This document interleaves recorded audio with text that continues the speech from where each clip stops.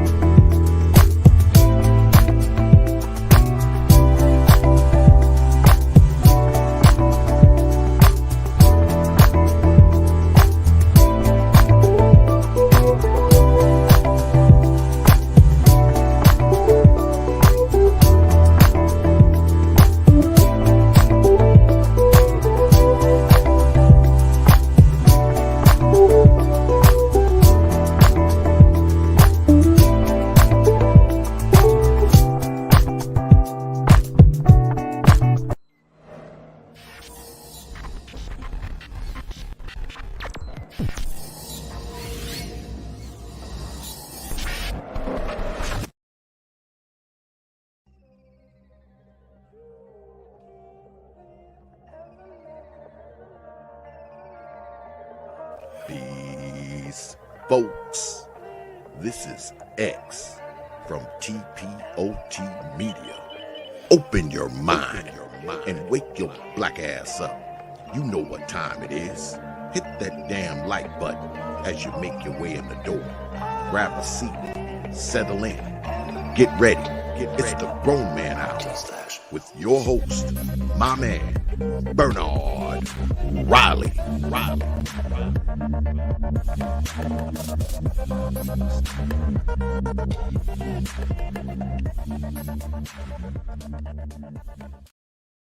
What's up and what's going on, everybody? And as always, special acknowledgement to Machismo TV. Welcome to Machismo TV, the ultimate destination for modern men seeking to upgrade their lifestyle.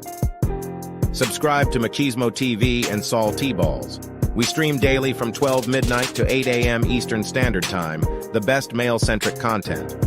Highlight reels without reviewing or providing any editorial bias to the content. We have done so much, with so little for so long, we are now qualified to do anything, with nothing. All right. We have done so much with so little for so long. We are now qualified to do anything with nothing. Shout out to Machismo TV, the best male-centric clips channel and highlight reel on the internet. Go and check it out. Go subscribe to that. RM, make sure you pin that Machismo TV to the top of the chat. It's like I'm missing some. There it is. Pin that one to the top of the chat. Absolutely. All right, let's get into it.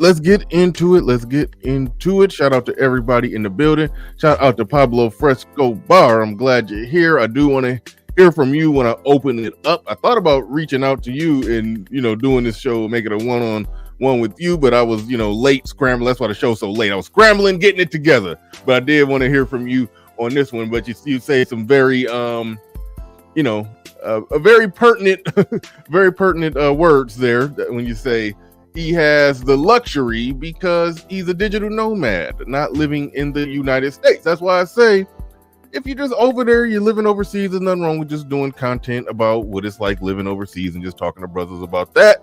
And the whole thing that people say when they try to derail the conversation that you guys are having, if you done passport bros, if you done went your own, you done saved yourself or whatever, why you talking? Keep your mouth off black women. Why are you talking about black women? If you gone, then just be gone. I don't buy that, because really all they're doing is trying to run interference for bad female behavior, and they don't want black men talking about it. They're trying to criticize black men for saying the truth about black women, or just men in general, modern men in general, for saying the truth about modern women. So they are trying to derail the conversation, but there is some legitimacy to it in the sense that if you do live over there and you're happy and you've been living abroad for a year, then at some point, just do a fun, happy travel blog. I get it. But it's more layers to it that we're going to get into. JT the Conqueror in the building says, crazy how he did passport bros. That calls for some criticism, in my opinion, because you grew up and blew up off the infrastructure of that community, so to speak. And then, to kick dirt back on it in any way, shape, or form, I could definitely throw a flag on that play. Even though I understand the concept of personal branding, it's still a flag on the play if you're kicking dirt on it. So I understand where you're coming from. I'll get to a few more of these. Eamon Perry in the building says, so he only talking to 90-year-old women. Now he said he's no longer talking about modern women. So if you would have said, so he's only talking about 90-year-old women, that is a very good point, because the only woman that's not a modern woman is a woman damn near 90. I feel you. Shout out. Excuse me. No, good point right there with that one. Free Zone Lou says, good for Austin. Whatever he was doing for the algorithm was doing more harm than good. How was he doing more harm than good? He should live his best life. I agree with that. Let this go. Be safe, responsible, and be happy. Now, to be safe, be responsible, be happy, live your best life, that is wonderful, and I think we all agree with that. But what's embedded in that is sort of like a defense. People who criticize men for criticizing women, or people who criticize men for saying true statements about women on the internet, it is a certain amount of take your cape off that I feel when I hear that.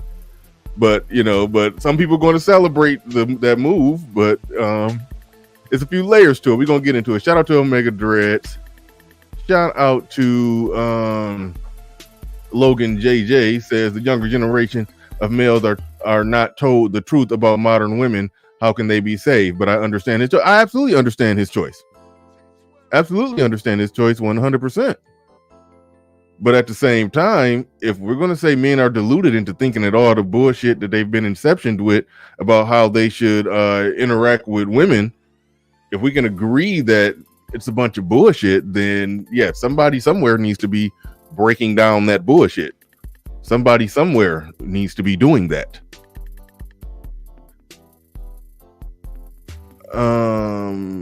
Grand Duke Sambola, no to that statement right there.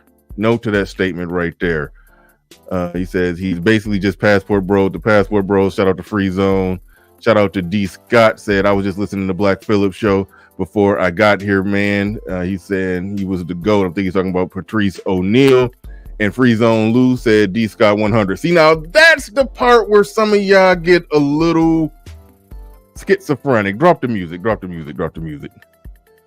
So this man is saying Patrice O'Neal was the GOAT. And Free Zone Lou is saying 100. But at the same time, he's in the camp of,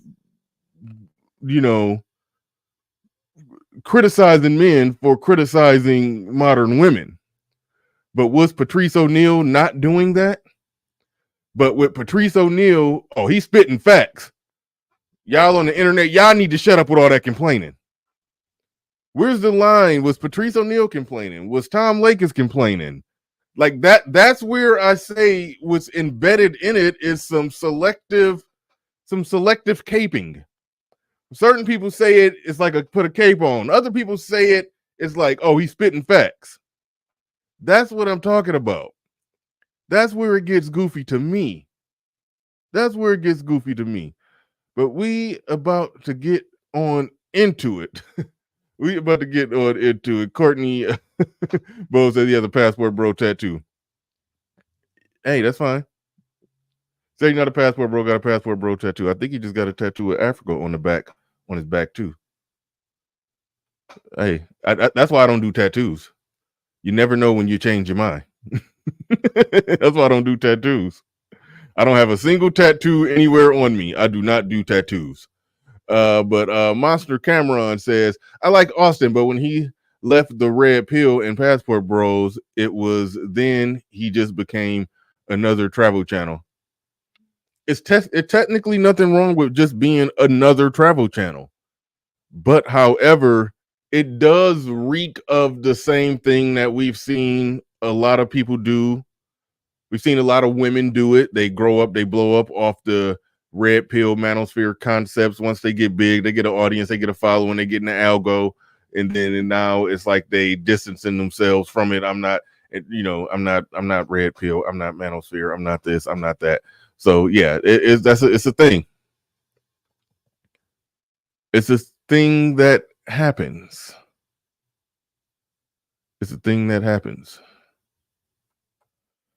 But let's get into it. But before we get all the way rolling in this thing,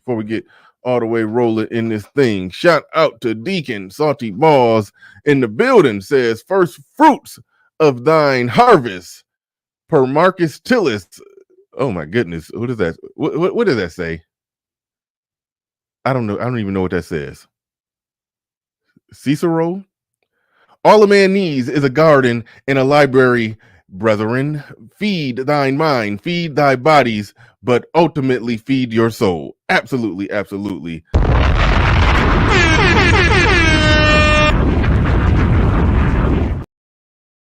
Somebody let me know if I got that word right. Shout out to Salty Balls. Shout out to suck on my chocolate salty balls. Put them in your mouth and suck them and suck them.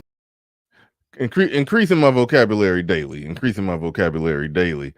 Somebody said Austin is not pro-black, he's post-black. No, I don't think that's true. I don't think that's true that he's pro-black. I think that he went to Africa and he found he found that he likes black women as long as they're not American black women, and ain't nothing wrong with that.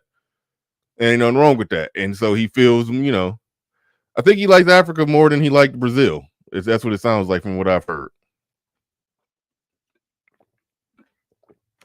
And I saw a title of a video that says something along the lines of I saw a title of one of his videos that said something along the lines of you should date within your own race. Now, I'm pretty sure he wasn't like browbeating men saying only deal with black women. He probably was just giving his opinion and perspective on, his thoughts on being in Africa and dating black women in Africa, or as people say all the time, shout out to Edward Anderson when he says intercultural dating. Well, no, that's not would be intercultural. Okay, anyway, basically black women from different cultures. Black women from different cultures. That's what he's on, and ain't nothing wrong with that. Like in general, it's nothing wrong with him doing what he's doing and him separating himself and him being, like somebody said in the chat room, just another travel channel, because travel channels are great. Travel channels are great. Nothing wrong with a good travel channel, But we're going to get into, some of the problem areas in this video. So without further ado, let's get ready to go. Let's get it. Me going all the way to the hotel. I mean, the coffee shops aren't open. The internet is just pathetic. Yeah, that's gonna be a problem with this video. It was Plantation Wireless over there in Africa. It was. So we got to suffer through his bad internet. The gym, the internet is pathetic. So when you say that 50% of Zambia has internet, we may have to redo this live. I'm gonna get ridiculous. I'm trying to skip ahead to when he can get into it. But we're gonna talk about modern women, because it's been like, and why I stopped bringing up modern women. Because if you guys know Austin Holloman for the past year, this month of July makes 13 months that I got on YouTube and started talking about the issue. Hey, get the hell out of there. I didn't even watch his conversation with O'Shea, but I don't even know what him and O'Shea discussed, but I don't know why that probably got a ring of truth to it.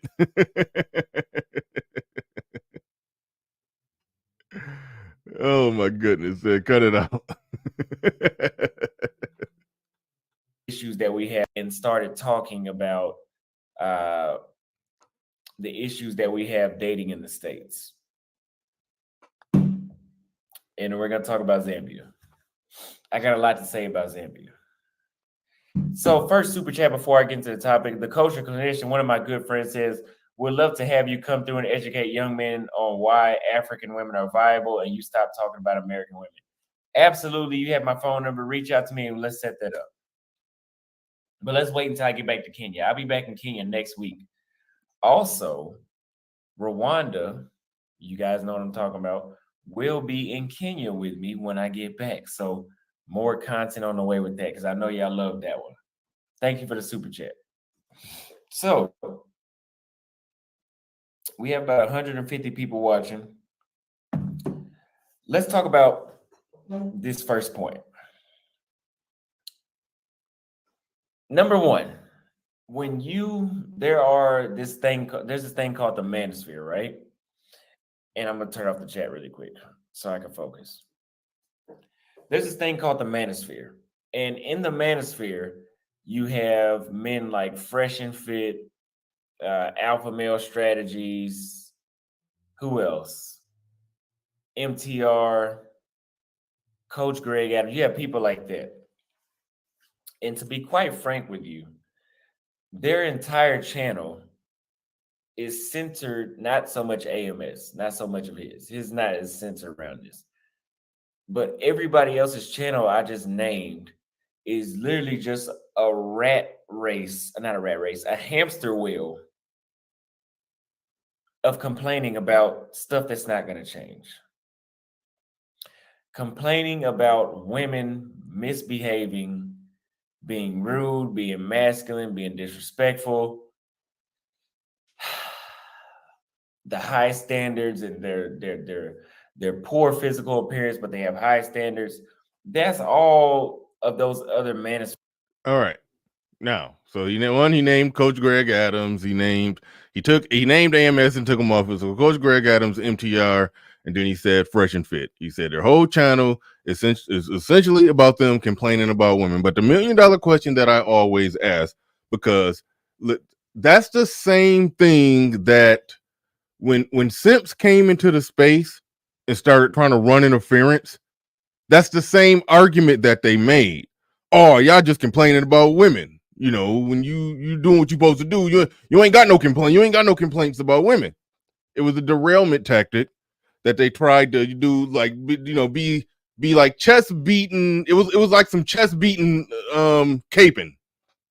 It's like they caping while beating their chest. A real man wouldn't do that.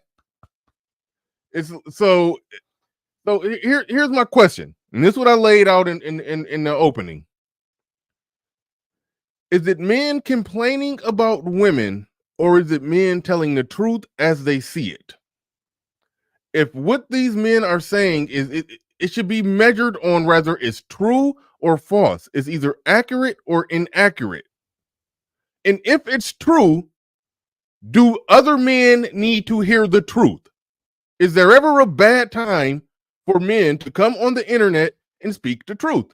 Because before men were doing that, the content that was out there was more female-centric content that sort of just sheeped men into simping and being deluded and not even realizing that it was something better out there, like getting your passport and having, you know, a global dating pool. So it's almost like it's retract the ladder, pull the ladder up thing to try to say, okay, now shut up. Yes, going all the way back to Tom Lakis, Patrice O'Neal, they was spitting facts. Everybody was spitting facts. People came in the manosphere, they were spitting facts. All the facts that they were spitting, I do believe, ultimately led to, you know, passport bros and brothers getting you know, getting their passports and living abroad, or being part-time abroad, or just having that option on the table. All that truth that they were saying is now being, you know, all that truth that led to the movement that ultimately led to him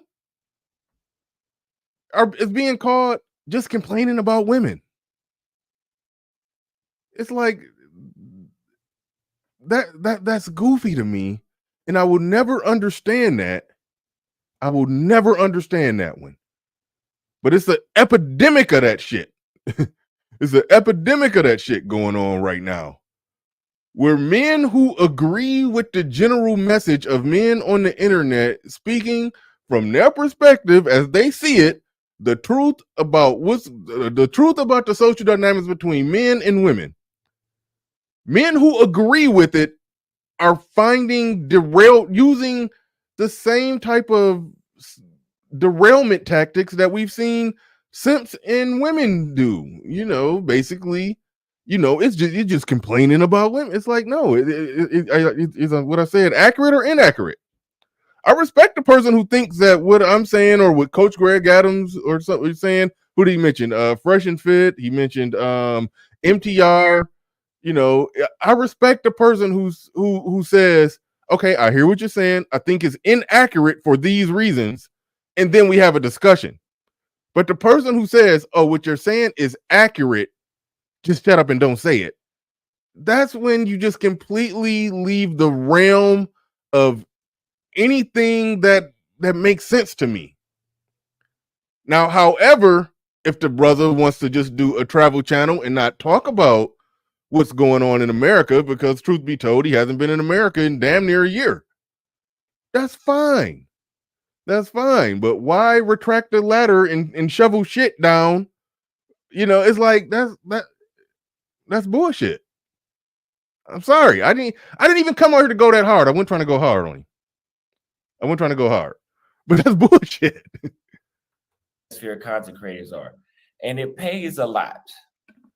Yes, whatever. It brings a Actually, it don't. I think for a few really talented and lucky, when I say lucky, that's not a jab, because I think you got to be really good and lucky to some degree to really, like, it's people who make like high doctor salaries, like in this, and the people that make that much money, they're normally extremely talented. They're normally extremely talented, but you know, you're still in the hands of a YouTube algorithm. So, you know, you could be extremely talented, but still never get to that level. So it's like, you got to be good, you got to be talented, you got to be, you know, lucky, you got to play the game the right way, you got to make the right. I mean, it's you know, you could do it, you could do everything right, but still, if you do everything right and you're talented, you will be successful. But the people who make the high doctor salary in it, that's playing the game at a whole nother level where, yes, they make a lot of money, but most people don't. Most people don't make a whole lot of money. A lot of people make, a livable wage. Some people make like a little extra part-time income. Some people don't make hardly no money at all. Leo Anthony said Kevin Samuels is a great example. Yeah, he is. He was extremely talented. He was extremely good, but it's very possible that they could have heard him talking shit about modern women and then just, and just limited his impressions. That's how many people see your thumbnail to click on your video. They could have did that. An example of that is like Minister Jap. Like Minister Jap is somebody who is extremely talented, but you could tell that, that YouTube is not pushing his content out into the algorithm. The people that watch him are the people that know him and rock with him, and they just keep coming back. His channel can get taken down. Tommy Sotomayor is another example. That is where, extremely good, just not lucky with the algo, or probably didn't play the game the right way. Stuff like that. That's what I mean by, that's why I throw in there's a luck factor and there's a playing the game the right way factor. So anyway, it's levels to it, so it can be profitable for some, but it ain't across the board profitable for everybody. Like let's just make that one very clear. Let's make that one very clear. Somebody said open up the panel or whatever. No, I am going to open this up. I'm going to open this up fairly soon. Captain Cisco in the building says alien whistleblower just got done talking to Congress about alien cover up about an hour ago. I've been looking into your stuff. I don't know if I'm gonna do content on it, but I've been looking into the alien stuff and all the conspiracies. They got the movie out there. They cloned Tyrone. I talked about that yesterday. So yeah, it's yeah. All right, let me stay on topic. But real quick, hold on before I get into that. Sun is hot raw in the building. Says, well, how about this? We have to graduate from class eventually. Maybe he's graduated, which I 100% respect. It's people that I've talked to who don't hang out, don't be on my channel no more. And they told me like, hey, I used to listen to a lot of manosphere type content. I got all I could get from that space. It changed my worldview, my perspective. I'm moving differently and operating differently out here. As it pertains to women, and I'm doing good. I'm solid. Every now and then I duck in and listen to it, but hey, I'm good. And I respected that. I respected the hell out of that. Like that was a happy man that graduated. You don't sound like a happy man that graduated. If all you now all you want to do is kick shit on the people that's doing the same content that you gained some benefit from before. That don't sound like a happy man that's graduated. That sounds like somebody who was one blowjob away. And that's where that's where it just runs into a problem for me when people go to kicking dirt back. But says maybe he's graduated from both Manosphere and Passport Bros class, which I respect. He's almost on the level of a Passport Heavy. I don't even know what a Passport Heavy is. What do we get for $10? Everything you want.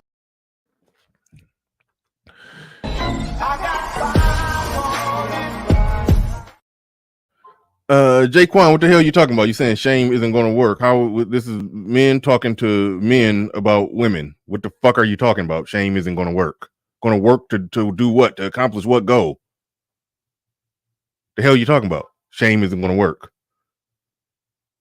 I have a 95% male audience talking to men about women.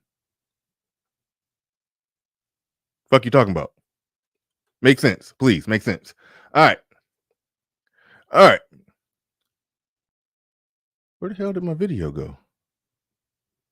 Hold up. Awareness, whatever. Hold on, I botched that. Let me try to move that back up here with everything else. Hold up.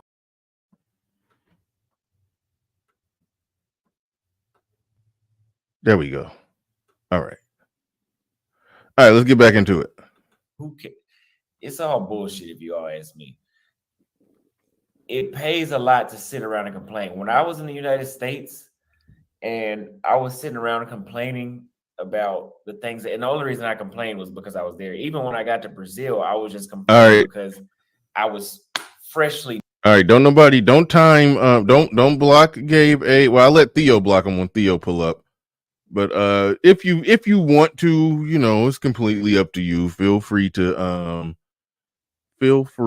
gentlemen, if you would like to block Gabe A. Not block. Time out. Feel free. Completely up to you guys. I turn it to the people. All right, let's get into it. But Austin Holloman basically just said the whole thing is a bunch of bullshit. Shout out to Green Gorilla. In the building. Shout out to Green Gorilla. Oh, man. He's saying he turned SP. That's kind of what it feels like he's doing. It kind of feels like he's doing that. I don't know, but let's go. Knew the longer I stayed, the less I even thought about the states, the less I felt the need to compare. But for the most part, that topic on YouTube pays a lot to complain. You think about the Adam. You guys notice I never cover stories about like Adam 22. That's not my style. It's not my style to sit around and talk about somebody's wife getting. That was a horrible situation anyway, but it's not my style to sit around and just talk about other people's stuff. I don't care. My channel is not about, oh, look at what these y'all know what the American women are doing. My channel is to say, hey, this is what they're doing, but you can come over here and let me show you what it's like over here. You guys have known that. Okay, so if you're saying, hey, this is what they're doing, look, this is what it's like over here, then, based off that sentence, if everybody else is talking about what American women are doing, and you just admitted that, okay, I'm talking about what American women are doing, but here's this over here. It's like the two things go hand in hand, if you ask me. There are going to be channels like a Coach Greg Adams that break down all the bullshit. Somebody like Coach Greg Adams, he also supports traveling. If somebody wants specific advice on traveling, they can go from watching Coach Greg Adams and then go to watching Austin Holloman and get some advice on traveling. I think that's a perfect hand in glove. I think that's two people on the same team. But why kick dirt on Coach Greg Adams and say, well, he's just complaining about women? Again, that's weird to me that men will use the same exact tactics that people use to try to derail a conversation where men are making true statements about women on the internet. It's like somebody in the chat room just today was basically, who basically makes arguments that we need to stop making all these true statements about women on the internet. But then he also said, hey, Patrice O'Neal was the GOAT. But then y'all just complaining about women. But Patrice O'Neal wasn't complaining, he's the GOAT. But you niggas need to shut up. It's like it's like a schizophrenic thing going on in this space. Now, I understand some content creators do it because they're kind of like jousting for position. They may see the person who does content, whereas he called complaining about women, I call it giving an accurate picture of reality. So he will see the content of people giving an accurate picture of reality in America. And then somebody may see that, okay, that's getting more views than me. Let me say, oh, that's circular. That's a hamster wheel. You need to get off of that. You need to come listen to me. That's doing the Suge Knight, You've tired of all these content creators all on the live stream complaining about women. Come to Austin Holloman. It's like he's doing. So again, this is case number 557B of somebody doing the Suge Knight strategy. Like it's getting goofy where somebody that he criticized, like MTR, who does a lot of streams where yes, he exposes, breaks down to the molecule the nonsense that modern women is doing. Somebody like Coach Greg Adams, who he criticized, who breaks down to the molecule all the nonsense that the modern women is doing. Those people who listen to that channel, if they want specific advice on how to escape it, well, by all means, they can go to Austin. So it makes no sense to kick dirt on the person who is raising the awareness and teaching the message that ultimately leads people to realizing that I'm deluded thinking that this shit going on over here is normal. And now I need to do something else. And that something else I may need to do probably can get answers from Austin Holloman. It makes no sense to kick dirt on the people who is basically creating customers and Patreons for you. That's where it just don't make any sense to me. There from the beginning. So I can understand why those other dudes sit around and complain about the women all day. But for me, I only did it because I was in the States. And when I was in Brazil, I was in such a state of revenge, or I had to put it in their face like, see, fuck y'all, we're over here and we don't have to deal with your flakiness and all your masculine tendencies and all these other sort of things. But the older I'm getting and the more I'm growing outside the United States, I don't need to do that. I do not need. Now, to what he said right there, that when he was more over here than when he first got over there, he did feel a need to talk about, to try to put it in their face, try to rub their nose in it. Yeah, I'm over here with Brazilian women. I don't got to deal with your shit. Fuck you, bitch. It's like, okay, if that's your motivation, I mean, one, that's honest. So, I applaud honesty. If that's your motivation for doing content, then I think that's a bad motivation. My motivation for doing this kind of content is because I just woke up and realized the picture of reality that I was seeing was different from the picture of reality that was being fed to me through forms of media that talked about the social dynamics between men and women. That's what more or less inspired me to start doing some content on it, because I was just thinking somebody somewhere got to see what I'm seeing.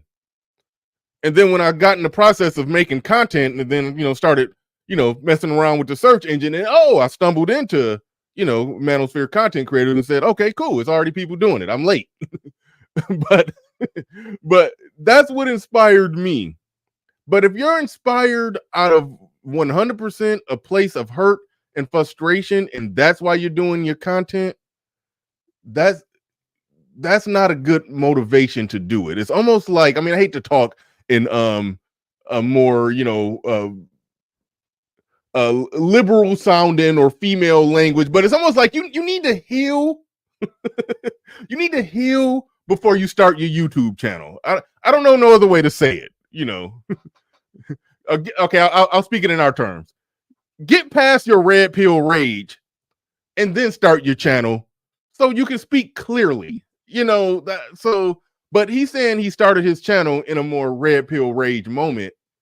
And now that he's out of that red pill rage moment, now he's like, hey, that was awesome bullshit. So that's why I said when people do that, it reeks of somebody who, the term, the concept, one blowjob away, that it reeks of that. Not that, he just finally got his first blowjob, but I'm just saying it's the same type of concept. It's the same type of concept. And that's sort of a problematic concept where I respect the honesty when somebody is, literally saying that, hey, I was making content from this position and that was wrong. I need to pump the brakes on that. But, so a part of me does respect that. But at the same time, it's what I would generally say to somebody, it's already too late, for him. But what I would generally say to somebody, if you're in that red pill rage moment, don't start a channel.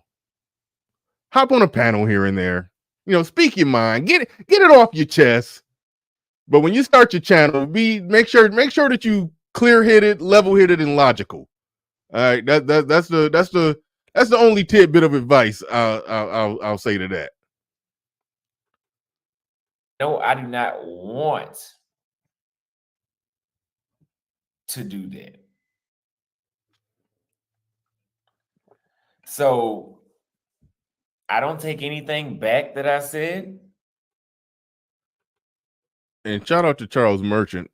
I'll wax poetic for a whole 30 minutes, and then Charles Merchant will put it in one sentence for me. To simps, exposing hoes equals complaining.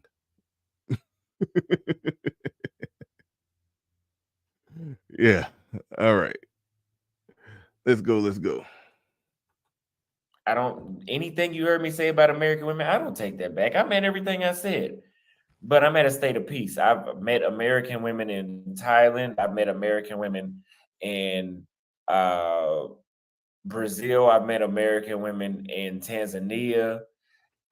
And some of them are my friends. Like, we're cool. They can call me. We can go kick it. We can go have a drink. They can hang out with me all day. But I don't hate them. And you shouldn't. You know, you shouldn't make your content from a place of hate. And so, like, that's the part where I agree with him, and I'm happy for him that he's at a state of peace. Absolutely happy for him. That's how you should be. I tend to believe I make my content from a state of peace, but I am going to give an accurate picture of reality as I see it. But I'm at peace. I'm not coming from a place of hurt. I don't get off the live stream and go cry in the shower about about what's going on between men and women today. You know, no. I just speak truthfully and accurately as I see it. So yes, you should be at a state of peace. So I applaud him for getting there. So the only criticism is the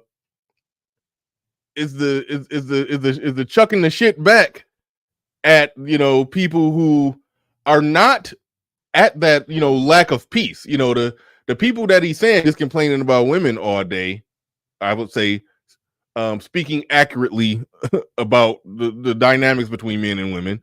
The people who are doing that, just because they're doing that, it does not mean that they're not at a state of peace as well.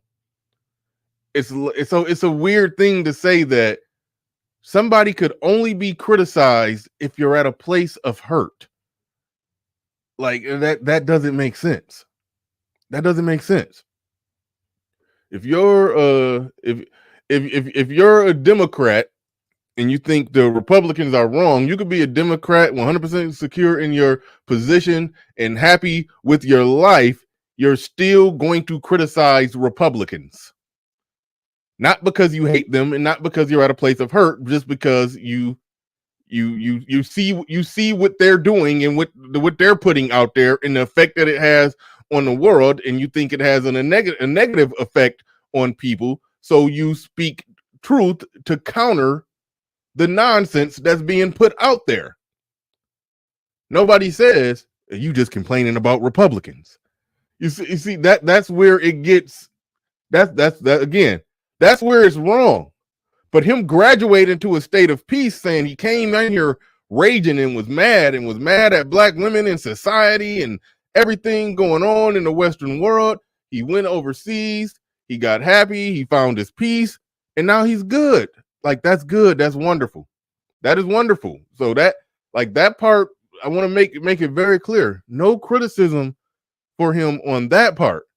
But when you start saying the manosphere would ultimately, you know, birthed passport bros, which ultimately in one way or another birthed him, to start trying to say, oh, it's all bullshit. It's like, nah, that ain't it.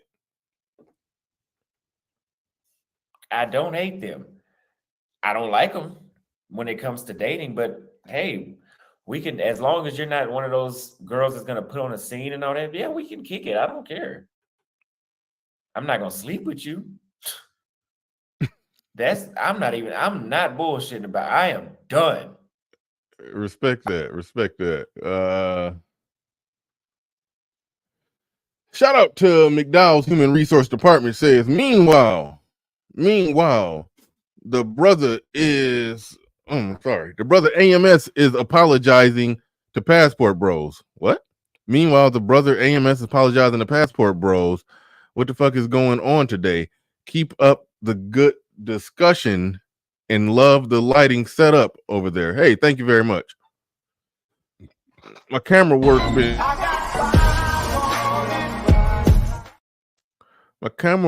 falling off. It's like you just tap the camera and fuck up the settings, and then you got to start from zero. You got to reset it back to factory and start all over. It's like, so some days my camera work be good, some days it be trash.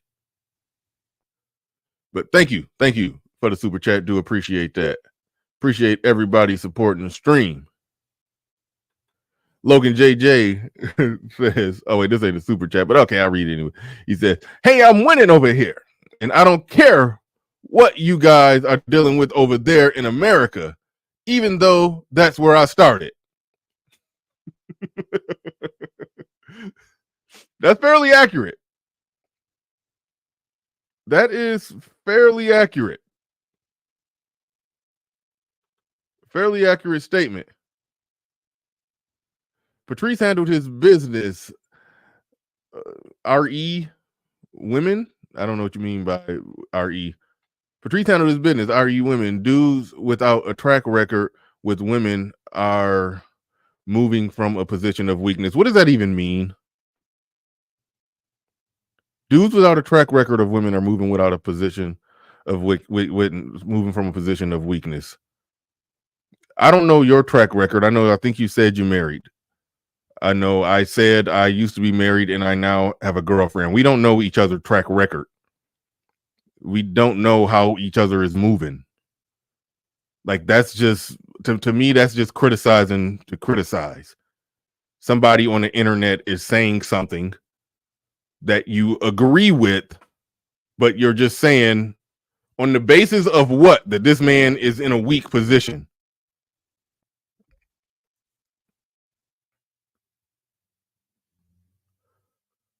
Like, so I don't explain what you mean by, well, maybe when I open it up, you can come up and explain it. Explain what you mean by moving from a position of weakness.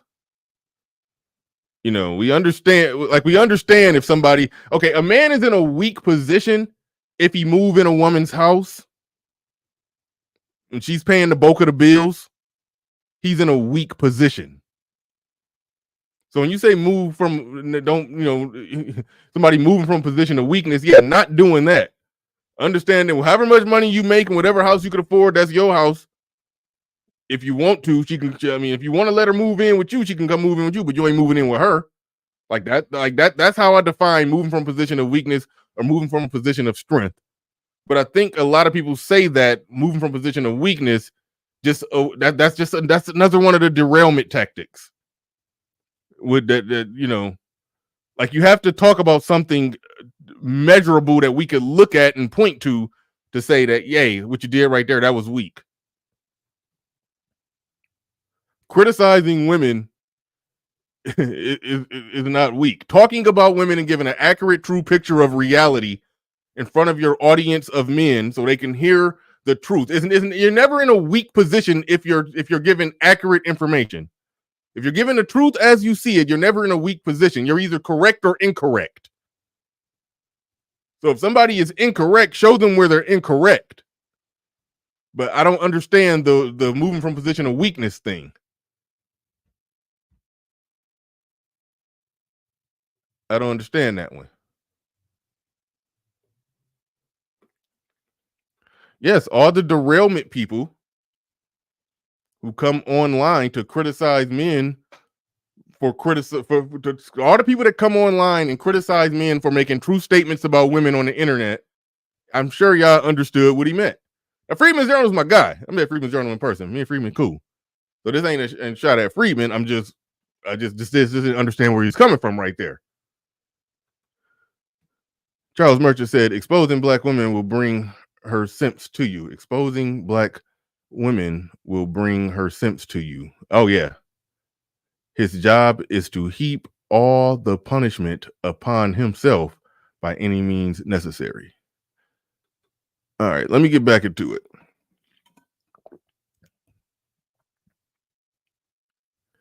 All right, I got you. I'm gonna put the link in the chat. I'm gonna put the link in the chat soon.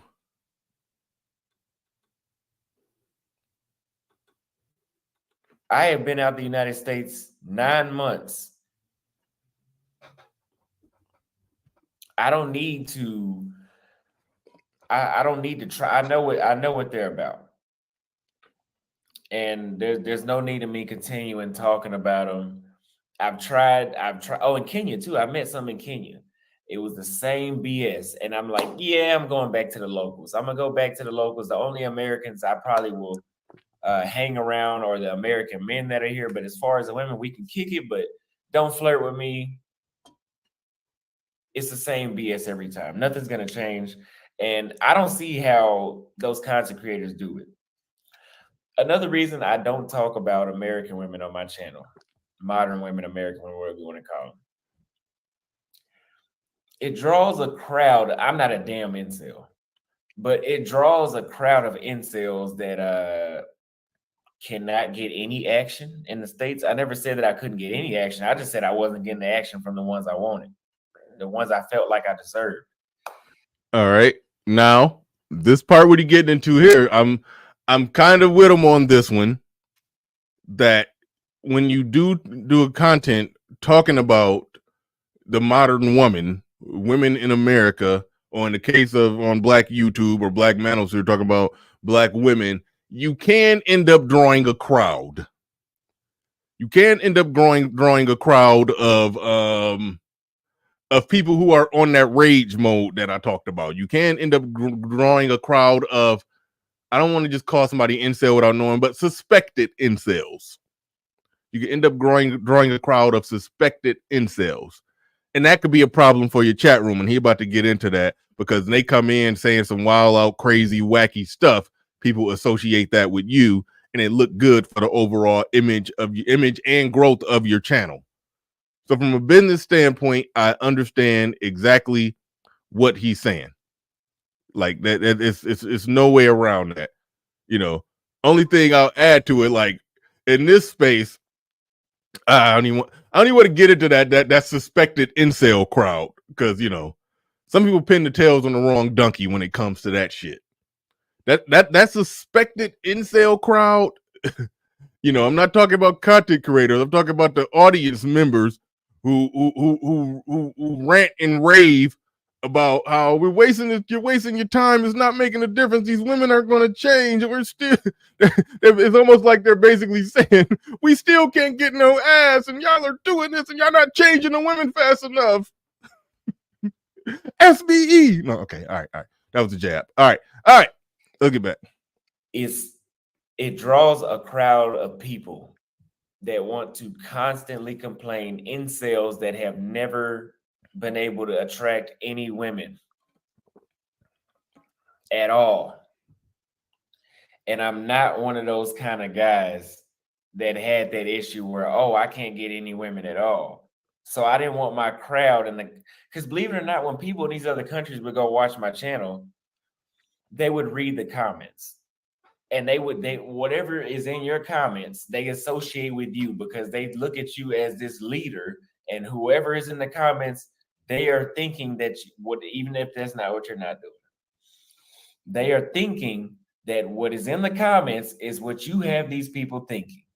And when these incels start just constantly complaining about this dumb shit all the time, I get it. I get it that American women are full of shit on a lot of fronts, but it was breaking my peace way too much to sit around and talk about it. And if you guys know Viber with Fred, he told me a few times when I would be in Brazil, and he would be with me sometimes while I was doing my little shorts, doing the little shit talks I would do. And he would tell me that should be draining. And I always knew in the back of my mind it is draining. But that's what my audience wants to see. And that's what I wanted to talk about at the moment. Now, the link is in the chat room. The link is in the chat room for anybody who wants to come up and have a piece of this conversation. I noticed there's a lot of people that disagree with me. Disagreements are welcome. Anybody can come up. The link is in the chat. And my main man, who ain't been here in a while, Rod of God podcast in the building. Salute, fam, salute. Says that was a good jab. That was a good. Well, I don't know. It was all right. It was all right.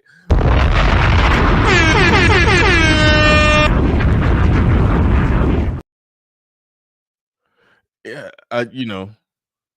I just always looked at it from this standpoint that, when it comes to those people, I mean, I'm not talking about the people who I'm not talking about the content creators who promote it and push it, the whole SBE thing. I'm talking about the type of person that will get drawn to that.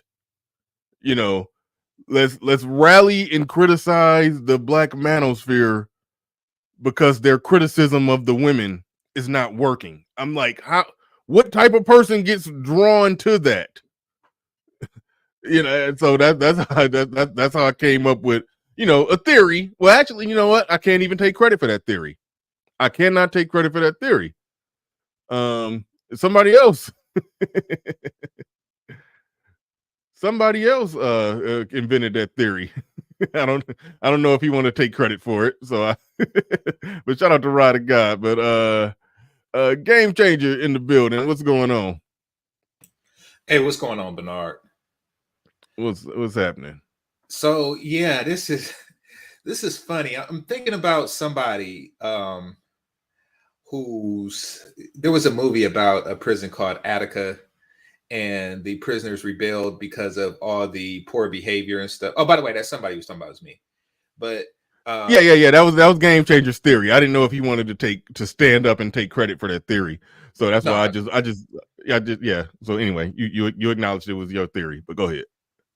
So there's a movie called Attica, and I think Attica is somewhere on the East Coast, prison somewhere on the East Coast, and the prisoners rebelled because of the poor treatment from the guards and the staff and everything. So they just rebelled and took the whole prison over and everything. Austin, I'm thinking of like a prison who has the same issues that Attica was having, complaints about the guard, complaints about the food, complaints about the treatment, et cetera, et cetera, et cetera. But then he gets released and he's like, oh yeah, fuck them niggas. They just complaining about nothing. It seems like he's on that mode. He's like, if it's not my problem, then it's not a problem, is essentially what he's saying. It's not my problem anymore. Therefore, it's not a problem. And furthermore, he goes on to say that he's now concerned about his image from women, foreign women who are watching his page. So now it seems like he's pandering to international women. So it's almost like he's internationally simping. That is a perfect analogy, Free Zone Lou. It's almost like he's internationally. Come on up, Free Zone Lou. Come on up, Free Zone Lou. And Gabe A, who said I can't find where it's at. He said I don't like genuine disagreements. I mute and block people. I get criticized for not muting people enough because people get crazy on my panel. So no, I don't just mute and drop people down. No, cut it out. Cut it out. Only in extreme situations. But anyway, go ahead, GC. Yeah, and somebody actually made a good point when they were saying that he changed once he started talking to O'Shea. And absolutely, I did see it happen around that time. I think it was inevitable that it would happen, but yeah, I think it's really a marketing strategy, or as JC the Conqueror says, content strategy, where he's maximized the Passport Bro audience. He's maximized this whole, yeah, we should leave, let's get on board. He's maximized that.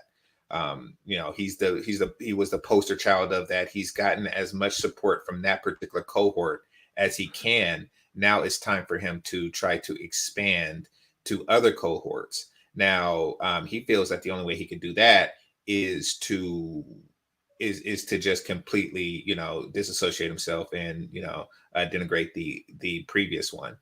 Because it's people generally don't. I mean, it takes people a while to stop supporting you, especially if they're like a Patreon or they joined your thing. Like, I have people that joined my thing, maybe like a year ago who probably don't even watch my stuff anymore. The members, that is. So in fact, I think I'm still a member of Kevin Samuels. So people really, God damn. yeah, exactly. That's So fucking funny. no, it's funny, but it's true. And it's so the reason why I'm saying that is because he's like, okay, yeah, y'all probably hate me if I say this, but y'all not going to cancel your membership because just like GC is still a member of Kevin Samuels, y'all just forget to do that. So that membership portion is already locked. Now he wants to get some more, because it is difficult to fund his lifestyle.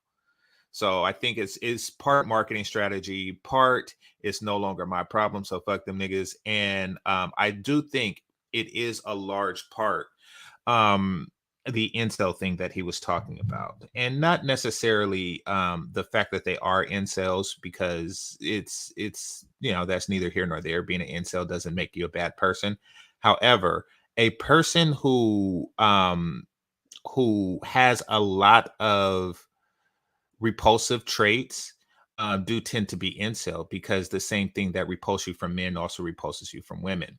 Therefore, once you're in that category, you have a bunch of people with repulsive personalities in your chat room, that does get annoying, and it does tend to wear on you, because these people, generally speaking, are against the happiness of others, which leads troll mentality that you see, an attempt to take a person's channel down, or attempt to take anything that they see another person building down at any cost. Now, that is, we're talking about cause and effect. They're not that way because they're incels, but they're incels because they're that way, or by and large because they're that way.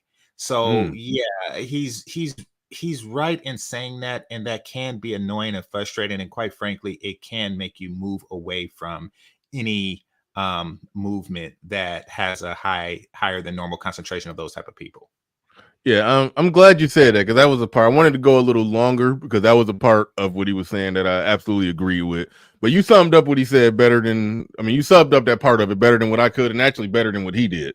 So yeah, agreement on that one. Pukafella Record says, just like y'all maximize the red pill audience. I'm thinking in the current format of how I'm doing my show, I'm probably maxed out.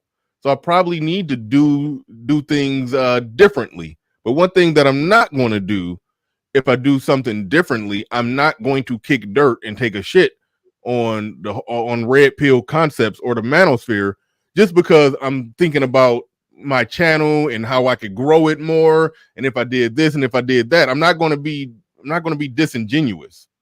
I'm not going to do that. So that's the difference there. That's the difference there. But we joined by Free Zone Lou. Go ahead. You have the floor. You have the mic. What's good, fellas? What's good? What's happening? What's good? What's good? Well, so I agree and disagree. Like what GC was saying about the incel stuff, I completely agree. And I don't want to even pretend like I understand the YouTube aspect of it. That's not my area of expertise. I'm coming at it more from a him standpoint. Like I'm glad for him. I'm good for him for what he did for him, because what he was doing was creating a harmful situation for him, and he decided to get out of that. Now, how y'all feel about him kicking dirt on everybody behind him? I mean, that's on y'all. I'm just glad that he got out. The reason why I say that that's a horrible when analogy. You say get out. What danger was he in? Maybe I missed something. Well, with everything that he was going through when he was in Brazil and getting ran out and all that stuff. Oh, okay. You think talking about you think talking about American black women is the reason why that Brazil thing happened? That happened from talking shit about Brazilian women, or just saying something that made them look bad. Basically, he did content where he basically I think he's taking the said they was sum hoes. total of it.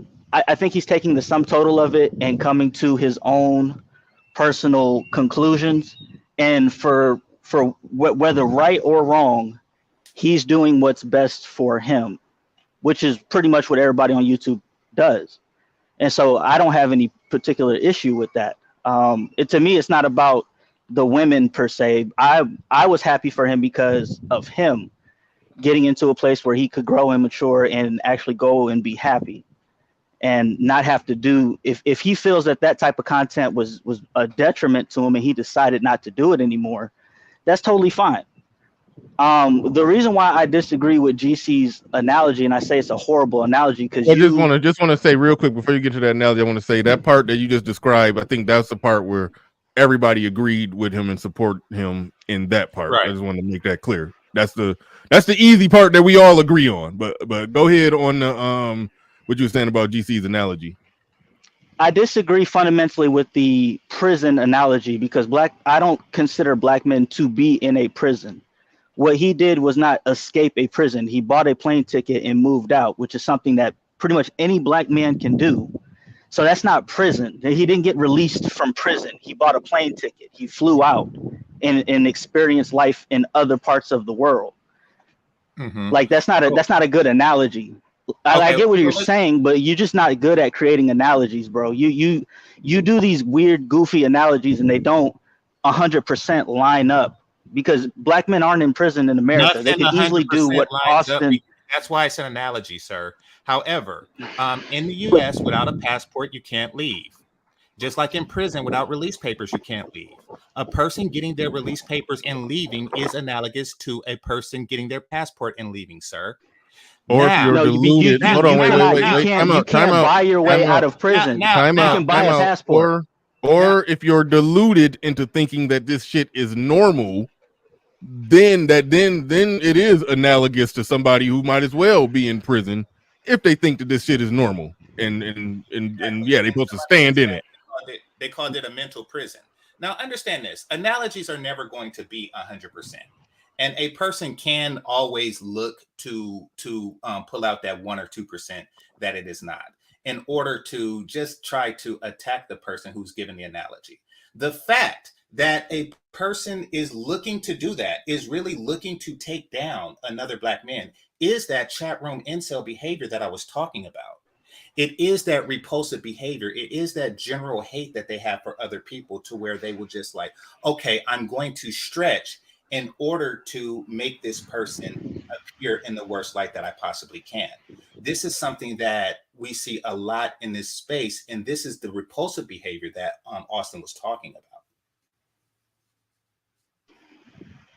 So what's wrong with him wanting to escape that and just addressing that as it is? So yeah, I mean, it's talking about you. He was talking about you. It's like just like I and everybody else in your life want to escape your ass. You know, he wanted to escape that, and in order to do that, he had. But see, unlike him, I'm not doing it to the plurality of the space. I do it to the individual personality disorder people that I come across within it. I'd like to hear from Pablo. Well, I'm leaning towards game changer on this.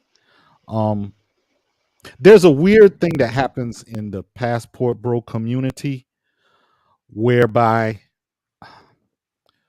the further you get removed from the American cultural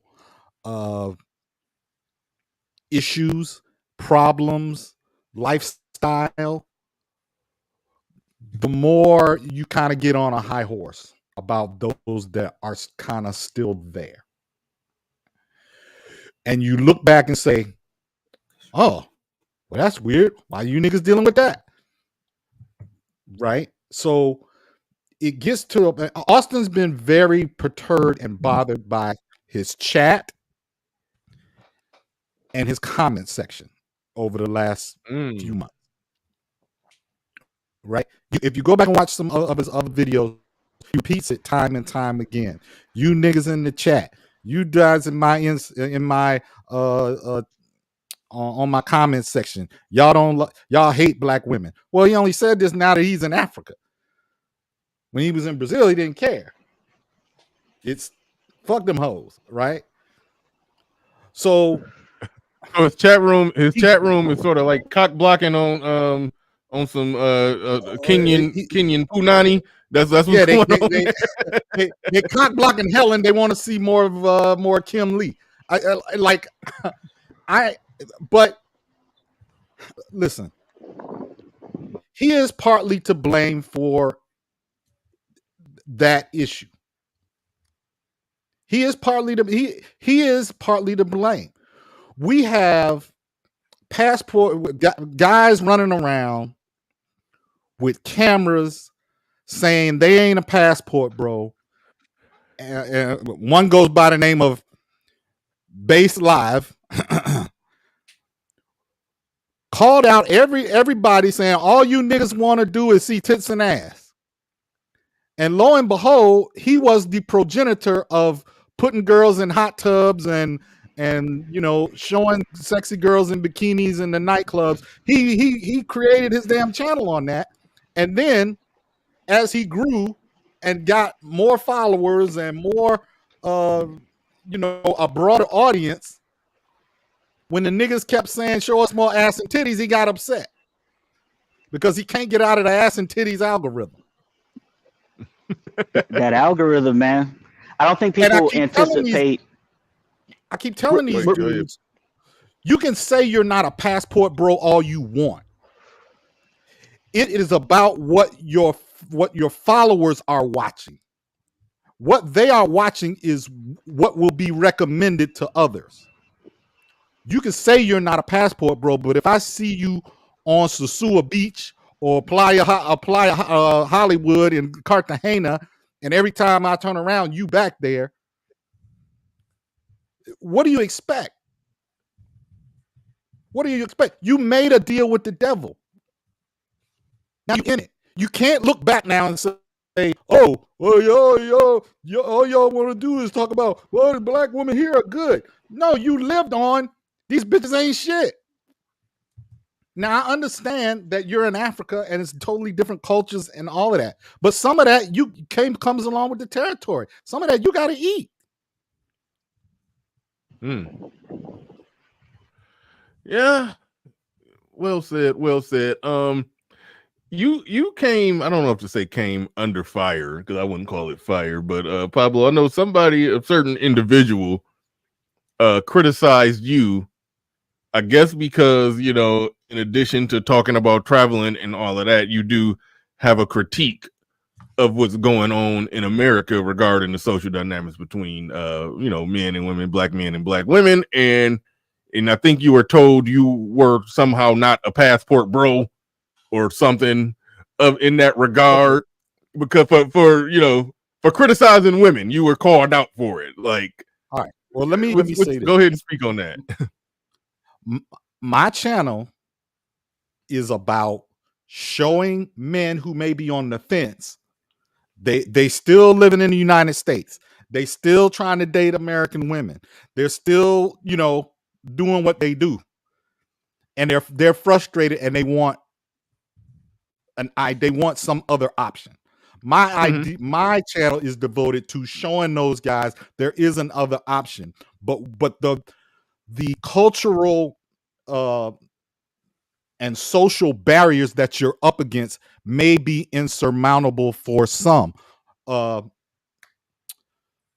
AMS just did a video talking about how Fresh and Fit actually validate the passport bros.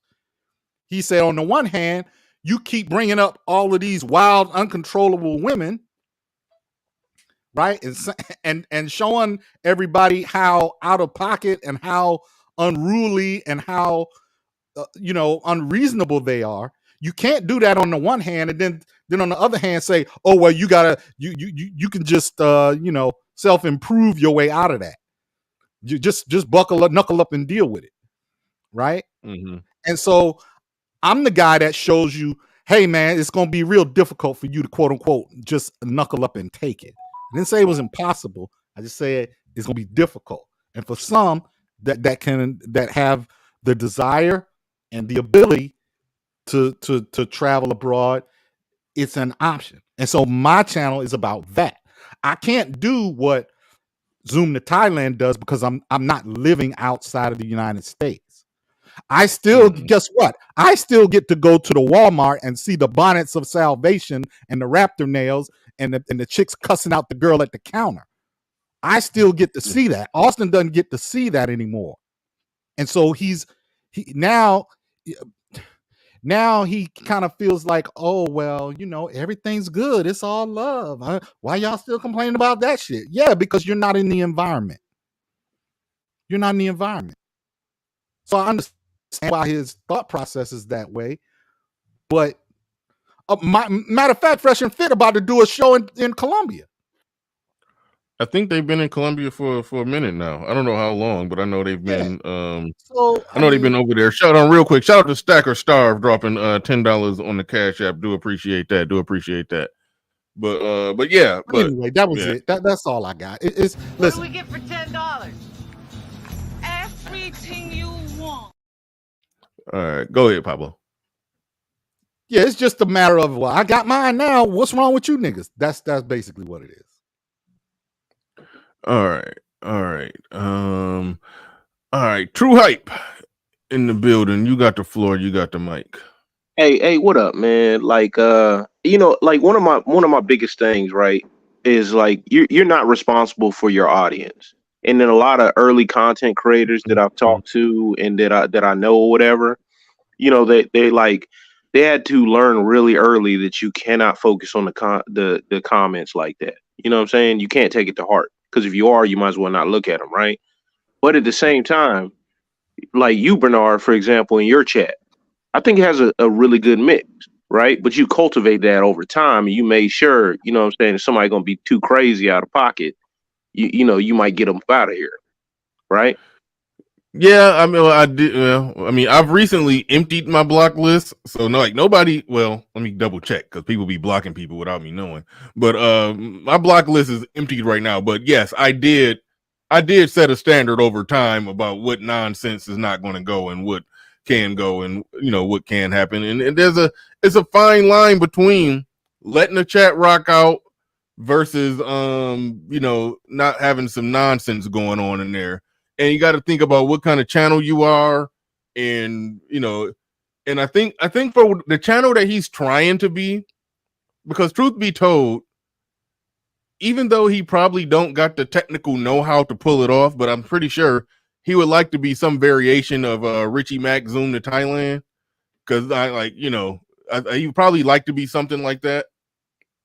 And I'm pretty sure Richie Mack don't got a channel that just come in there, sounding, like suspected incels and all of that stuff. I don't, at least I assume that's not his comment section. That's not his chat room.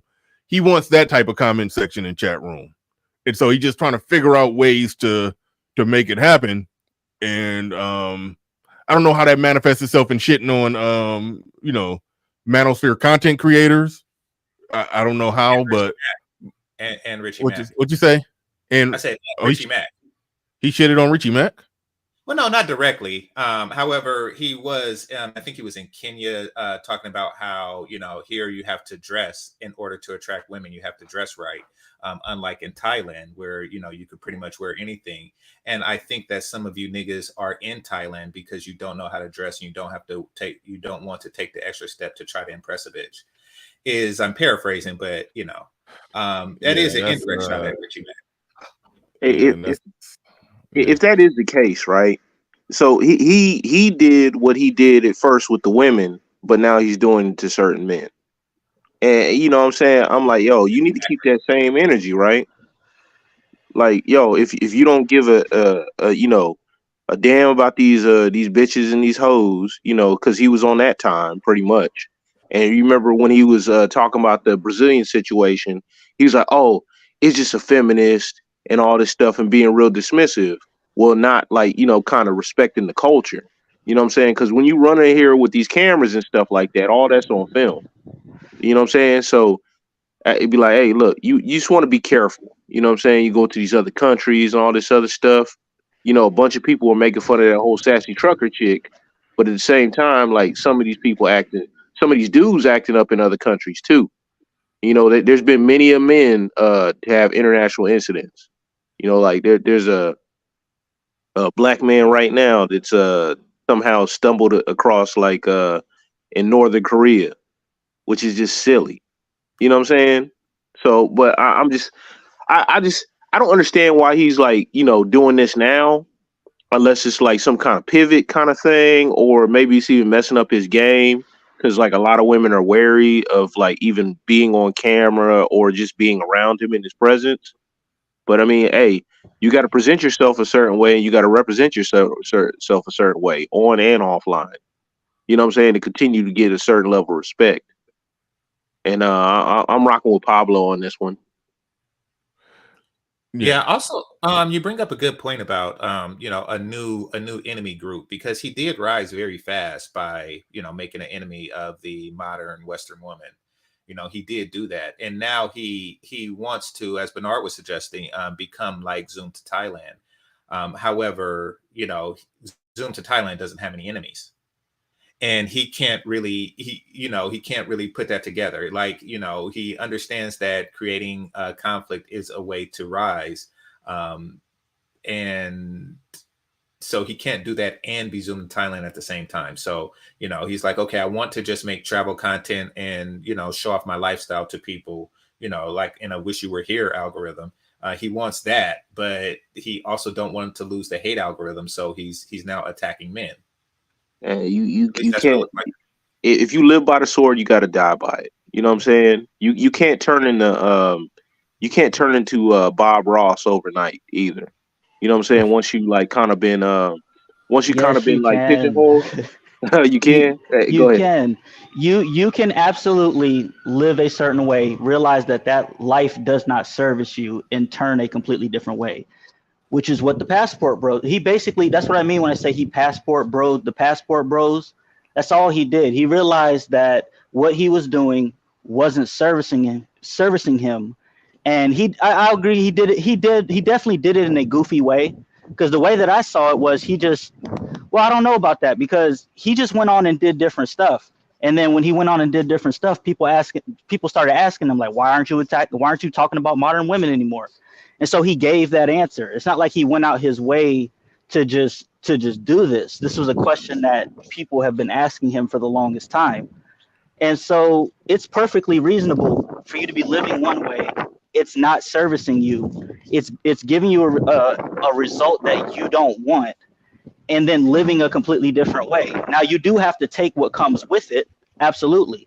So if he loses subscribers and his channel takes a hit, then it is what it is. But I think over time it will be replaced with different people, because YouTube is a huge place. Yeah, yeah, free zone. But I'm not saying that you can't do that or you shouldn't, because that's I would encourage everybody as a human being to grow. You know what I'm saying? But like you're not going to do this overnight. So You like can't that switch your whole channel. You yeah. can't switch your channel on a dime, but well, for what he's doing, it's a very smooth transition.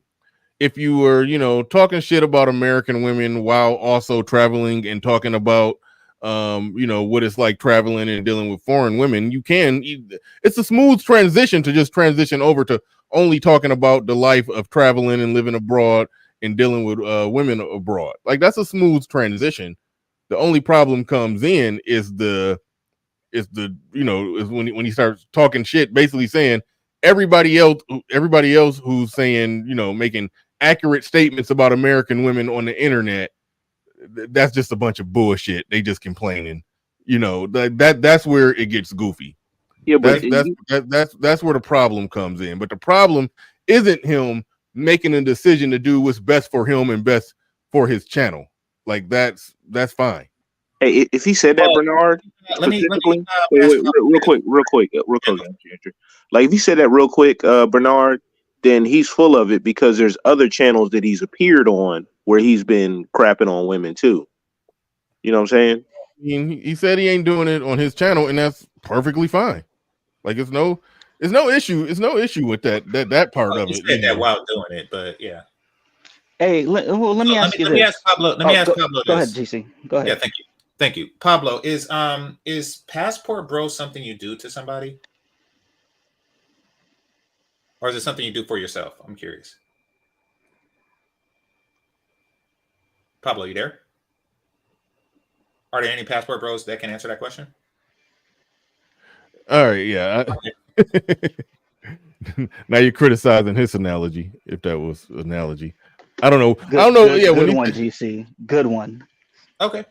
Yeah, your turn. Pablo's not here. Is there a difference? Because often what I hear is it sounds like when you say the word complain, you can complain about something that's completely true, because all complaining means is to express a dissatisfaction with something. Okay. I say that because you keep saying that we're just saying things that are true, which what you're saying expresses a dissatisfaction in something. If you're constantly saying it, you are complaining. Okay, I still don't Like nobody's see. saying it. I don't exactly see your point. Like he's saying they're just complaining about women. Like nobody is just doing one thing on their channel. Like people's channels have layers to it, but we do talk about women. We do talk about the social dynamics between black men and black women. So like what we're saying is either accurate or inaccurate. But to try to pin it as just complaining, he's making it seem like everybody is coming from the place that he described himself as coming from some place of hurt and red pill rage and mad, and we go cry in the shower after the stream. Like, no, we're men who are talking. So that's why I said, where's the dividing line? If somebody is, everybody heard, Tom Lakis. I found out about him about 2006. Everybody heard Tom Lakis, and they was like, okay, he's talking shit about women, and what he's saying is true. He's spitting facts. Much later, Patrice O'Neal, he's talking shit about women. He's spitting facts. What he's saying is true. Men on the internet, many of them, talking shit about women, describing the social dynamics between men and women today, and they're spitting facts, and what they're saying is true. But you niggas are just complaining and need to shut up. Well, did Patrice O'Neal need to shut up? Did Tom Lakis need to shut up? It's like that's where it gets goofy, and it doesn't really even make any sense. Well, it's kind of semantics. What'd you say? My bad, Bernard. It's kind of in the semantics of it, right? So some people use complaining, and what they really mean is whining. You know what I'm saying? There's a difference, because a legitimate complaint, you know what I'm saying, or legitimate complaining, or even complaining in general. Most Americans like complain more than the rest of the world, but that's not necessarily a negative thing, in all such situations. But a lot of these people use that, interchangeably with the word whining, and like most people in these, like at least that I've seen with you and certain other people that I watch, they're not whining. They have legitimate complaints, legitimate gripes. And how do you change something? You address the problem or whatever. You talk about it. You come up with solutions, and you move forward. You don't stay there though. We often refute bad arguments that are put out there. The same arguments that inception men and sheep them into simping. We refute those bad arguments in hoping that every man in the world could possibly hear it. I don't see where I don't see where men who are not simps would say anything to try to deter men from making true statements that would hopefully cause men to not walk into the wood chipper of the modern woman. That's where I will never understand this whole y'all just complaining. It's like some fake I don't know, it's like alpha simping. You quit complaining, man. Real man don't complain about women. It's like you're beating your chest.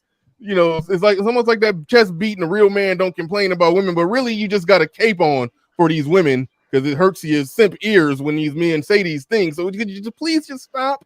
Like that's really what's going on when men start saying, all this. Stop complaining. It's like no, it's fake and it's bullshit. It's like no, it's either accurate or not accurate. It's either true or not true. So Bernard, I like to call that what it is. I created an acronym for it. It's called MASK. Basically, what they are doing is they are putting a mask on the situation. MASK standing for Men Against Scrutinizing Women, or excuse me, scrutinizing Keisha. Once again, Men Against Scrutinizing Keisha. Now you can replace that S with slandering or anything, or slurring, whatever. But these are men against scrutinizing Keisha. And basically they're going to make any argument they can to stop it. For example, and this is another analogy, the environmentalists, right? Somebody can say that they're complaining about man's treatment or humans' treatment of the environment. But there isn't a counter group that just walks around saying, hey, you need to stop complaining. They don't have mass crusaders against something like that. They don't have a group of men that just say, hey, you guys complain too much about because essentially what they're doing is they're complaining about the complaints, which is stupid. There actually is a counter group now. They've actually been crashing their meetings. It's actually pretty good TV too. Oh, so they got assholes too. Interesting. So the fact that they think it's a good thing, the fact that they think that you have environmentalists and then somebody comes in and then says to the environmentalists, hey, fuck the environment, and then goes out and litter or tip over a garbage can and say, I don't give a hoot, really says something about that. You think people like that, you think that anti-environmentalists are good people, really says something about the mindset of the people of these mass crusaders. The reason why I call them crusaders, and I'll look it up. There's a song that goes along with it. While Game Changer is doing that, I want to ask Game Changer a question. Game Changer, do you remember the day I did a show called Passport Bros Are Too Big to Fail? And I was wilding out and I was playing Rick James and using imagery of grinding my feet on people's couches. I mean, I was on one. I was doing a Passport Bro victory lap as if I don't need them niggas over there. We good over here. Do you remember that whole episode and you coming to my channel that day? Yeah, I do. And Game Changer told me, be careful because, these kinds of things can come back to bite you. And, and lo and behold, a few weeks later, what happened? Austin Holloman got into all of that shit in Brazil. And I realized Game Changer was right. That he had pulled my coattail, and I said, you know what? Maybe I need to chill out on the because I was almost on that same kick. Oh, the manosphere red pill stuff, it don't apply to me. It don't apply to us. We beyond that over here. And I was proven absolutely wrong. But I changed my mind before the shoe dropped. So to me, and this is in my mind, red pill or men related content, particularly for black men and Passport Bros, all of this shit kind of go hand in hand.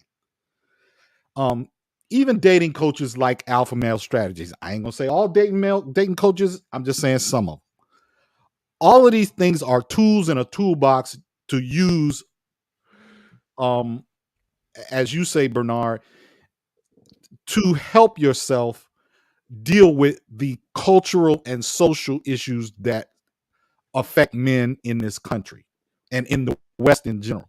So I'm glad that I grasped that, right? And didn't go off into, well, what are you niggas doing over there? Why y'all complaining? You know what I'm saying? Which is, yeah. You think Austin is going through something similar? Yeah, I do. I do. But particularly when you're removed from this environment. Because like I said, when I fly out, I get to see some of the most ratchet craziness in airports. particularly in Fort Lauderdale and Miami and Atlanta. The bonnets of salvation, the raptor nails, the arguing, the fighting, all of that stuff goes on damn near every time I take a flight. So I'm constantly reminded why there's a need for this. But once you become an expat and you start living abroad, you begin to get so far removed from this that you forget. You forget what it was like. You know, Yeah. you forget People, what it was like in public spaces in the US. people All right, quickly we forget gotta too. we gotta pass it. We gotta pass it. Freeman's Journal in the building. Go ahead. You got the floor. You got the mic. Oh, hey, Bernard. Thanks. I What's was going just commenting about Patrice O'Neal versus like SPE in general, right? He's talking about women. Well, when you Sometimes say SBE, are you talking about the people that get accused of it, or the people that going around throwing it up like a gang sign? throwing it up like a gang sign. So Okay, I'm not talking about this channel. Okay, not talking about you. So but they I are. think Anyway, go ahead. right. So I'm just saying the difference is like, for as far as Patrice O'Neal, he was a full-time comedian, right? What he is saying is just one arrow in the quiver, right? It's not like he's got 10 arrows and 9 of them are SBE. You know what I'm saying? And he's not like, hey, at some point these external circumstances are gonna bring you back to us, that type of thing. That's not going on, right? So if guys are promoting Patrice O'Neal, and Patrice O'Neal is the GOAT, while at the same time, saying SBE is whack. There's a kind of a delineation between, what the gang sign channels are doing versus what, Patrice O'Neal did. That's all. Are you saying the people who go around accusing people of SBN, you're saying it's logically sound for them to also think that Patrice O'Neal was the GOAT? That's more or less what you're saying? Yes. That's it. Okay. All right. I mean, I think it's an arbitrary selection on who can talk shit about women and who can't. For example, Ed could say something along the lines of, black women, were not raised to be wives. In fact, they're raised to have a certain level of contempt for black men. Ed could say that, and he's SBE God. If Black Ram say the same exact thing, nobody bats an eye, or he's spitting facts. And I don't know why. So I think it's just an arbitrary, this person could talk shit, this person could say it, this person can't. It's just an arbitrary way to hate on certain content creators, because if it's okay when Black Ram say it, but not okay when Ed say it, then it's what? Well, because Ed got a squeaky, annoying voice, but Black Ram sound like Billy D. Williams when he said it, so it's okay. Like, are y'all using like? Are y'all using female? Y'all using bitch standards to determine which man who can criticize women, whether or not he look good or sound good while doing it? It's like, that's weird. I'm not making no, not y'all. My fault. Yeah, I'm talking about the people. I'm just saying, the people who decide, the people who launch criticism. That's all I'm getting at. The space has a lot of high school in it, man. There's everybody's clicked up, and I don't know. Ed seems to be a lightning rod, as my dude, but for some reason he's able to generate a lot of reaction to people for whatever reason. All right. Yeah, fair enough. That was my point. Fair enough. Real quick before we go to Man Bun Mike at the bottom down there, let me get to the super chats. Shout out to, damn, I missed quite a few of them. My bad, fellas. My bad. Flying Monkey in the building says rallying behind a message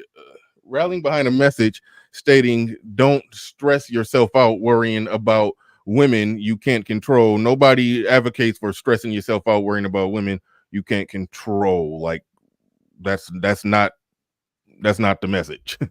that's not the message. No, you shouldn't. Like I said, if you're in a red pill rage state and coming from a position of lack and not getting what you wanted, don't start a channel.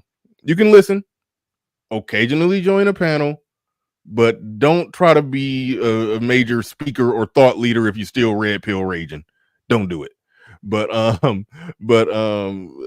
he says things you can't control and or change are incels. That deflection, bruh. Oh, okay. So he's talking about he's okay. So now I think I get what he's saying. Let me make this so where I can see it differently.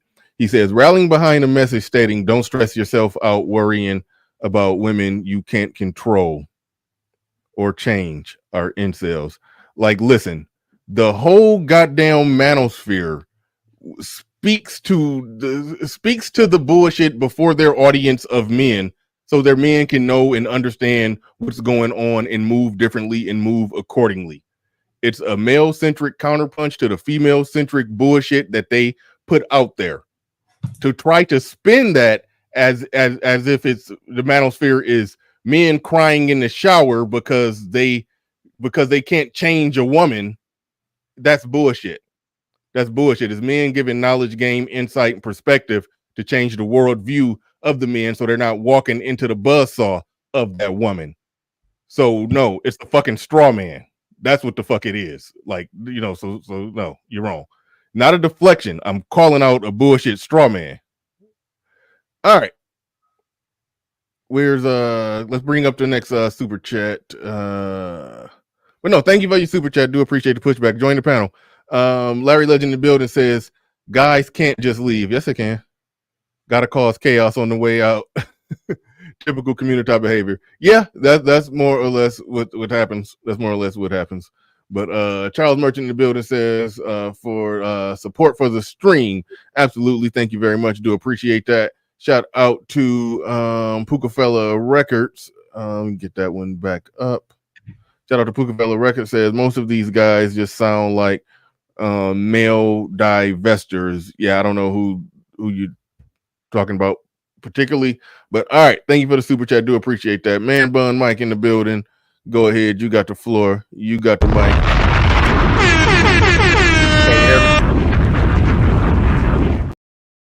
We can hear you. Go ahead and say something again.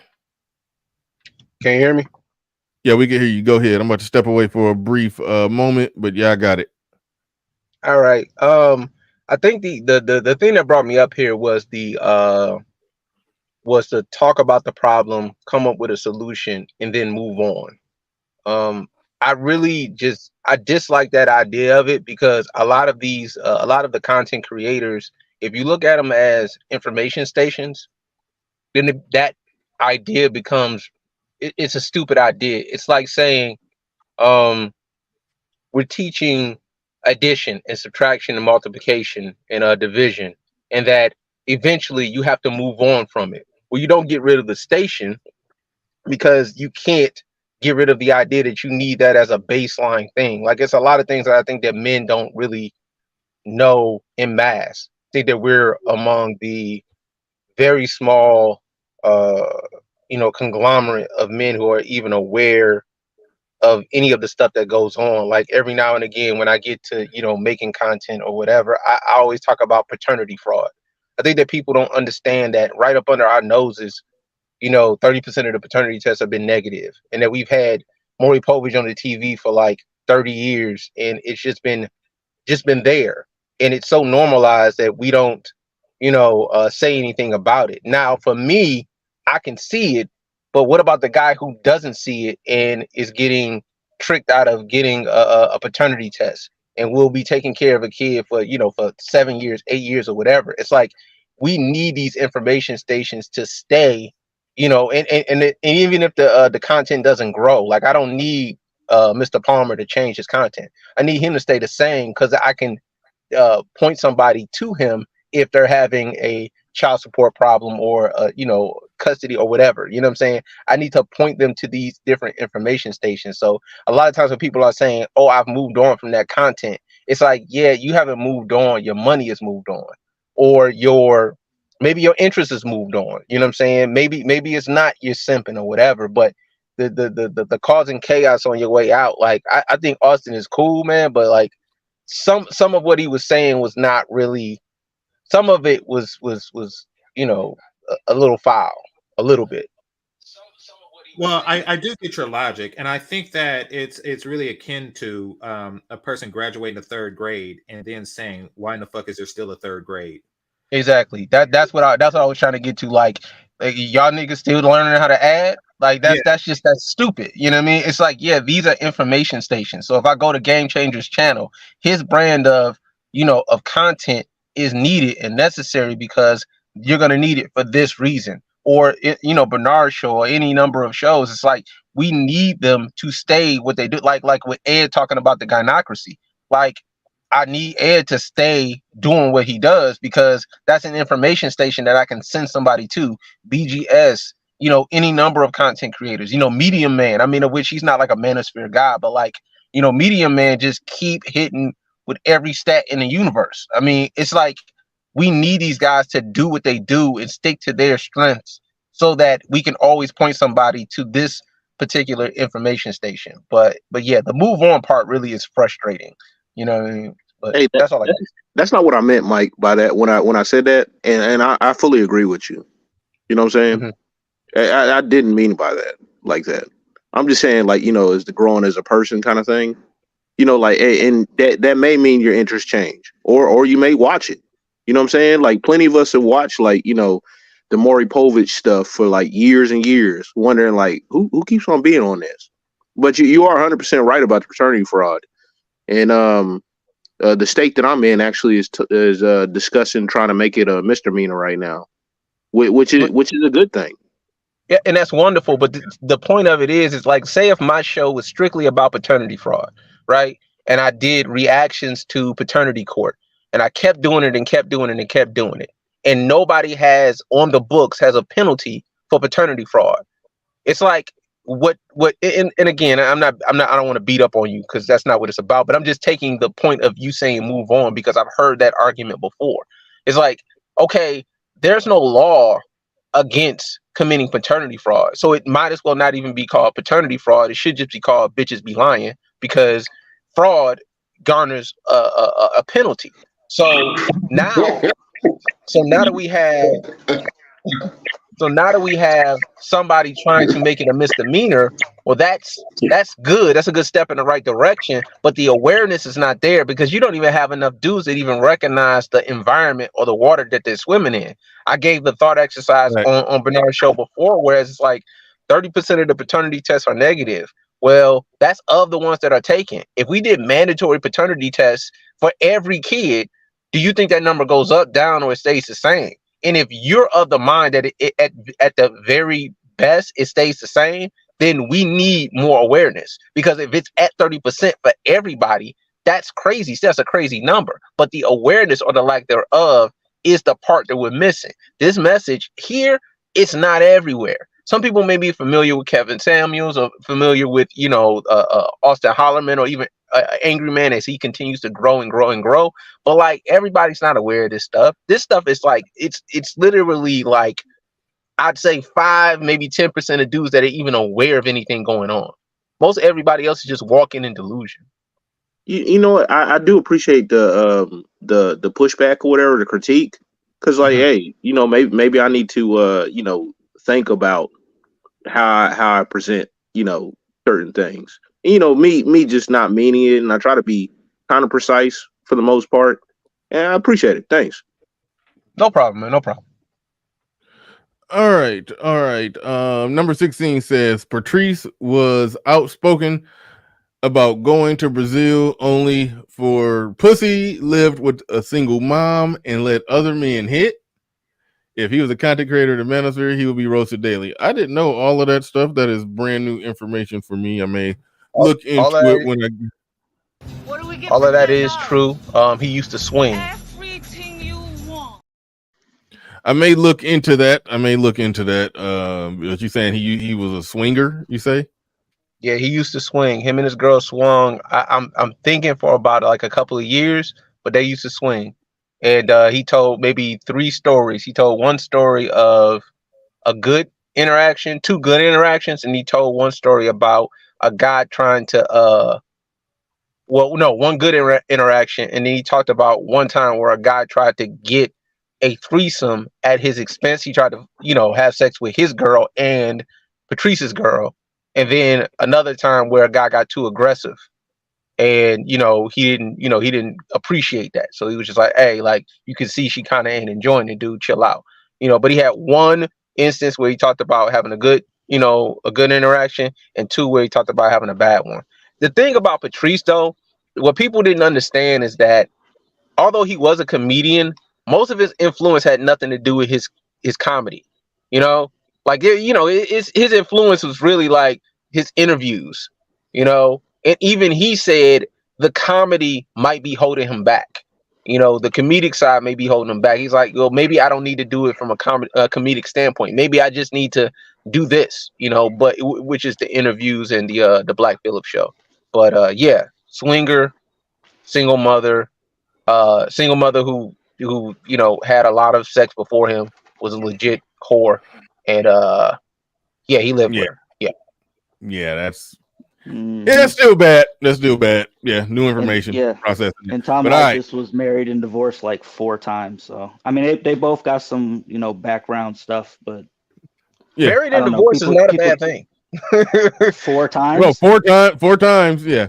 I mean, he Yeah. talked about that. I remember he talked about that. He learned. Well, I don't. Yeah, he learned. But all right, we got somebody else on the panel. Daylight, I believe your name is. Daylight, are you there? Mic check. I muted you. I gotta unmute yourself.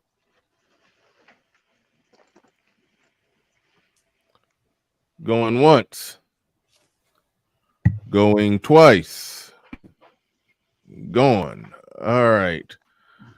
We're joined by OG Speed. Go ahead. You got the flow. You got the mic. Good morning, Mr. Riley, and good morning to your distinguished guests. Everybody from Name Changer to Pablo, to SKC, and SKC is not up here. He's not. No. Okay, well, it sounds like him. I hope he's living right because they sound too much alike. And you ought to address me as the great Peebo Bryson. Thank you. The great Peebo Bryson, the magical voice. Yes, you're right. I'm sorry about this. I do apologize. Be a little more, but not. Did y'all have a little mutiny this morning or something, or one of y'all content makers? Yeah, mutiny. Oh no. No, just so. Talk about. No, just distinguished guest. I'm sorry. Let me just say, as far as the mutiny, no, and I hope it didn't come off that way. Actually, when I did it, I wasn't planning on going that hard, but I kind of ended up going probably a little harder than what I wanted to because I wanted to also focus on the aspects of what he was doing that I understood. If he's just saying that I'm in a happy, peaceful state in my life, I'm not going to do negative content. I'm just going to do travel, fun content, living my life out here, and just just vlog and catalog my life and just have a good time with it. That's great, So I did want to focus more on that and how that is necessary. How that is necessary for people to do content like that, to show and display that. So, but I did, did talk a bit of shit about the whole kicking dirt on other content creators that he was doing, and I don't like that.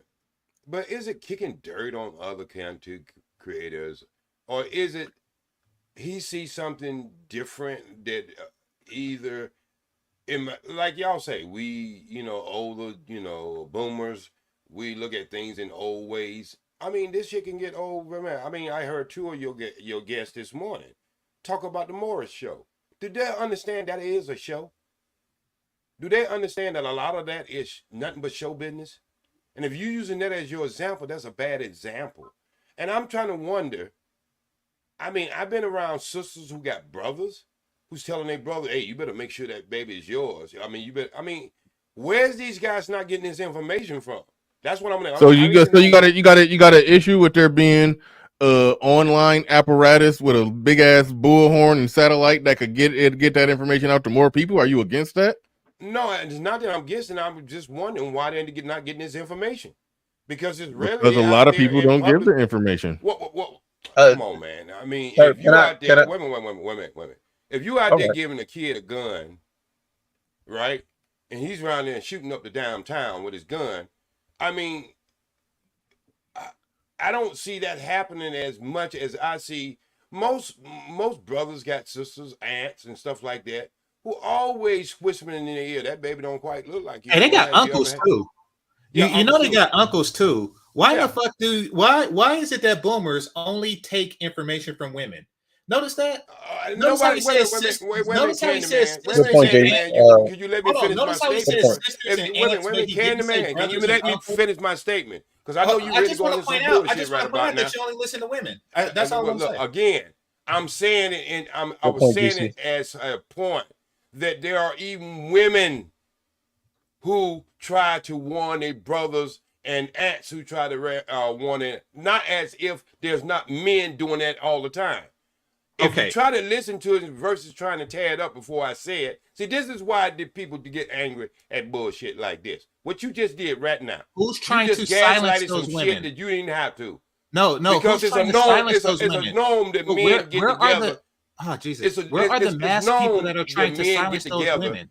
Put it like this. Look, Put it you don't have to put it like this. anything. Your problem Okay, is okay. if women do that, you can't see it. Learn how to change a transmission through your brother, your cousin, your aunt, your sister. But some things is just game changers. I don't know what world you live in, but some things are so common you don't have to mention. Like when y'all say, when y'all be talking about things, y'all don't talk about all. That should be like regular people.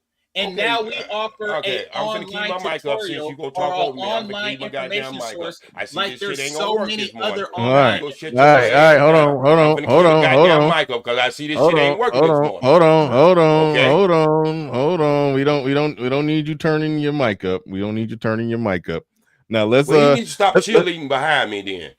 all right, cool. But let's Put your address pom something poms that down, goddamn game changer. let's address something that he said. Let's address something that he said when Let me he finish before we when address what he said because it's not that important.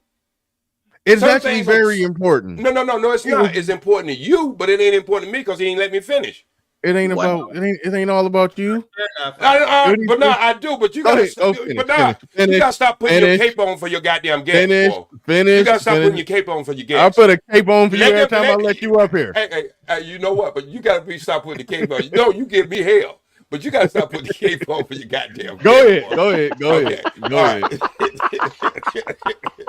So anyway, Game Changer can hold his own. I know he can. He got his own channel. He know how to hold his own. But anyway, some things are so much of a given.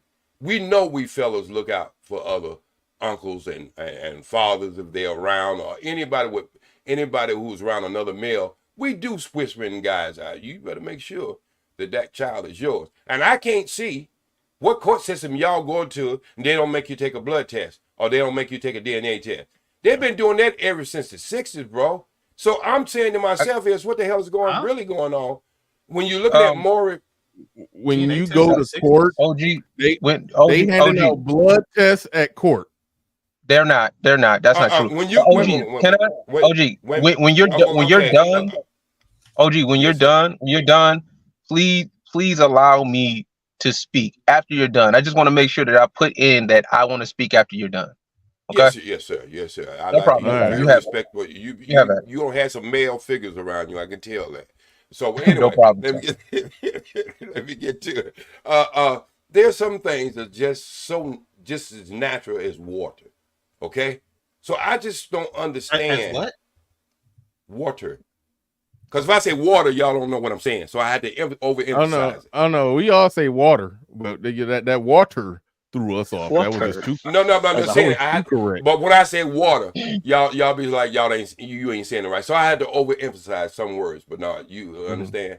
Okay, all right, okay. But anyway, so what I'm saying is, I don't understand why things are so common as ABCs. These guys act like as if they need some Hollywood show to tell them that baby might not be them, or nobody ever whispered in their ears that, boy, you better make sure that baby's yours. And when you sleeping around with girls that you consider 304s, I'm gonna just be honest with you. Sometimes these women don't know who the baby daddy is. They just don't know. So I think you did have a little mutiny because I went back and listened to that young man, Austin, that y'all are talking about. And I think, when you in something and you in the game, you are cheering for your team to win.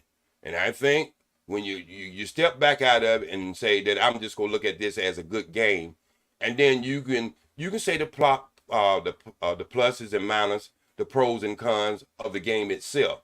And I think what happens is we get so tied into these spaces that we only cheerlead for our team, not understanding there's a real world after this show goes off. We go have to be able to communicate. And I think that's what, not your show, Bernard, as much as it's some of these other shows. And I know y'all don't like this shit on Brotherhood, but let me say, sometimes Brotherhoods are knuckleheads, bro. As I mean, say, I'm telling you, knucklehead and this, that, and that. That man who said that the people, fucked up in the head sometimes. You got to understand, there's some really, on both sides, there's some people that are fucked up in the head, bro. And they kill y'all message because they try to go in too hard. They want to be the super guy who's going in, and that's how y'all message get all fucked up sometimes. But go ahead on. Bernard, could you share my screen? Oh, here we go again with this goddamn share screen bullshit. You can find anything you want to, Candyman, anytime you want to, the pros and cons of anything you say. Okay. So here's a pro, and here's a video on how to change a light bulb. And it has 2.6 million views on how to change a light bulb. I'm sorry. And that shows you how that shit. Women, and that's really proving my point. I want to point out that you're proving my point, bro. You're proving my point. Hold on, wait. Hold on, OG. You made me make him be quiet. Now it's your turn to be quiet. All right, thank you. Me a little bit. Why you tell me to be quiet? Thank you. Say I made some good points.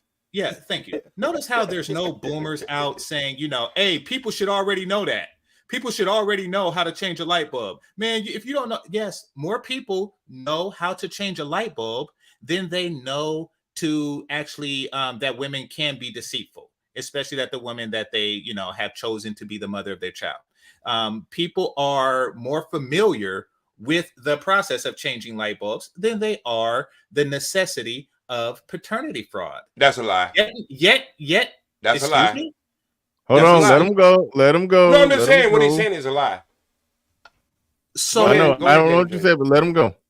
Okay, well, let's put it like this: more than 70% of people, because according to, I think it was Mike and Vince Perkins, he was saying that 32% of the paternity test came back negative, which means that exactly, which means that 30. Can you back it up a little bit? I didn't hear what you said. Go ahead.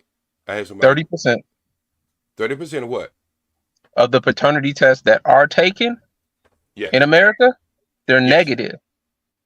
Yes. Now, I need to know what I need to know. Meaning the person who's taking the test is not the father. You are not. What I want to know. What I want to know is the women. I want to know is it? I need to know is it blood test or DNA test? It's a paternity test. Listen, you have more than one, bro. That's what I'm trying to tell you. No. Sir, it's a paternity test. Sir. Can I inform you on some shit you might not know this morning? Okay.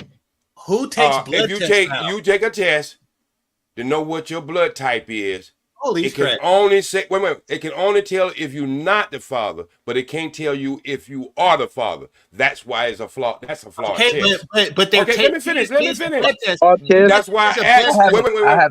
No. Even if it is a blood test, it's a proven negative. Okay. Again, you didn't understand what I just said. You didn't understand what I just said. But he didn't say. Understand what he just said. I understand what he just said. But some states are using old technology. Knowing technology, both of them determine if it's negative. Both blood, which really nobody does anymore, but both blood and DNA determines a negative. It's negative. But no, game changer. Game changer. Yes, you just said that blood don't determine. Game changer. You didn't look at the big picture. You playing basketball at halftime, bro. You didn't look at the big picture. Because if something back to the light bulb. Nobody uses the argument everybody should already know that, so you should shut up. Nobody is doing that to again, this guy with as a lot of people ain't changed the 5.74 light bulb in million like 10 years. subscribers. They don't have to change the light bulb. They have the LDC lights, People bro. do not So stop that bullshit people you like trying to this pass from on this growing. morning, It's that shit only you trying when to you pass say on about the something light bulb. that A may lot of go people don't even against have what light black bulbs in women their house, bro. are doing And again, is I guarantee if you go on that get channel, a that guy's nation talking of about mass more than a crusaders goddamn light that bulb. behave So this way. it's more interesting conversation than just the light bulb. You put that shit up there because that was tighter. But I guarantee you go in and listen to that whole thing. That guy's talking more about light bulbs. He's talking about different types of light bulbs, all kinds of shit. Most people don't even use light bulbs. They got the LDC lights in their fucking house. Matter of fact, in the state of California, you know that we know in the state of California, we got rid of the fucking light bulb, bro. OG, if you don't mind, because I wanted to Go speak ahead. after That's a you. nice picture you got there. With that your twin sister, twin brother, y'all together. That's me and my brother, me and my younger brother. Thank you, Okay, well, thank you you. need to get more little shots so I can know the scene between the woman and the man. But yeah, that's a nice picture you got. We're very young in that picture, but Yes, thank sir. you. Yes, sir. I can tell by the colors that it was taken a long time ago. It got a lot of orange on it. That's where you just take pictures. Go ahead, bro. Go ahead, get it in. OG. So yes, sir. I what I was trying to do was what GC just did, but I want to kind of step away from specifics on information because I think that what you're trying to do is you're trying to argue the example and not the broader point. The point is that a lot of the information that is being put out because men's heads are just in the clouds on a lot of this stuff, and there is no real benefit for men to know this information. There's no benefit to women for men to know a lot of this information, that it is being low-key kind of hidden. And it could be something as simple as make sure you get a paternity, because and I don't want to belabor the paternity test point, but even on paternity court, which is a legitimate, DNA test show, even on there, you will have guys who were taking care of kids that weren't theirs for 4, 5, sometimes even 10 years. And their response to finding out that the kid is not theirs is that I'll still be there for her. I'll still be there for him. So you must don't know about human experience. Wait. Let him finish. Let him finish. Okay, you must don't know a lot about humans' experience. You feed a dog long enough, you'll start liking them. Sir, go ahead. Let him finish. Right. My point in saying that is that if they had the information from here, not only would they have taken a paternity test probably earlier, but if in the event they took it later, they would understand that taking responsibility for a woman's poor choice is just not in your best interest. I get it what you're saying. If you're there for a kid for a long enough time, you're going to say, well, this is my son no matter what. This is my daughter no matter what. But who is benefiting from that? Is it you as the man, or is it the woman? Now, granted, no, the kid is it the child? How about the child? Sir, I totally understand that, but fuck them kids. Well, I don't want you go. anybody. See, this is why the message. Wait. See, this is why the message. Wait. Look.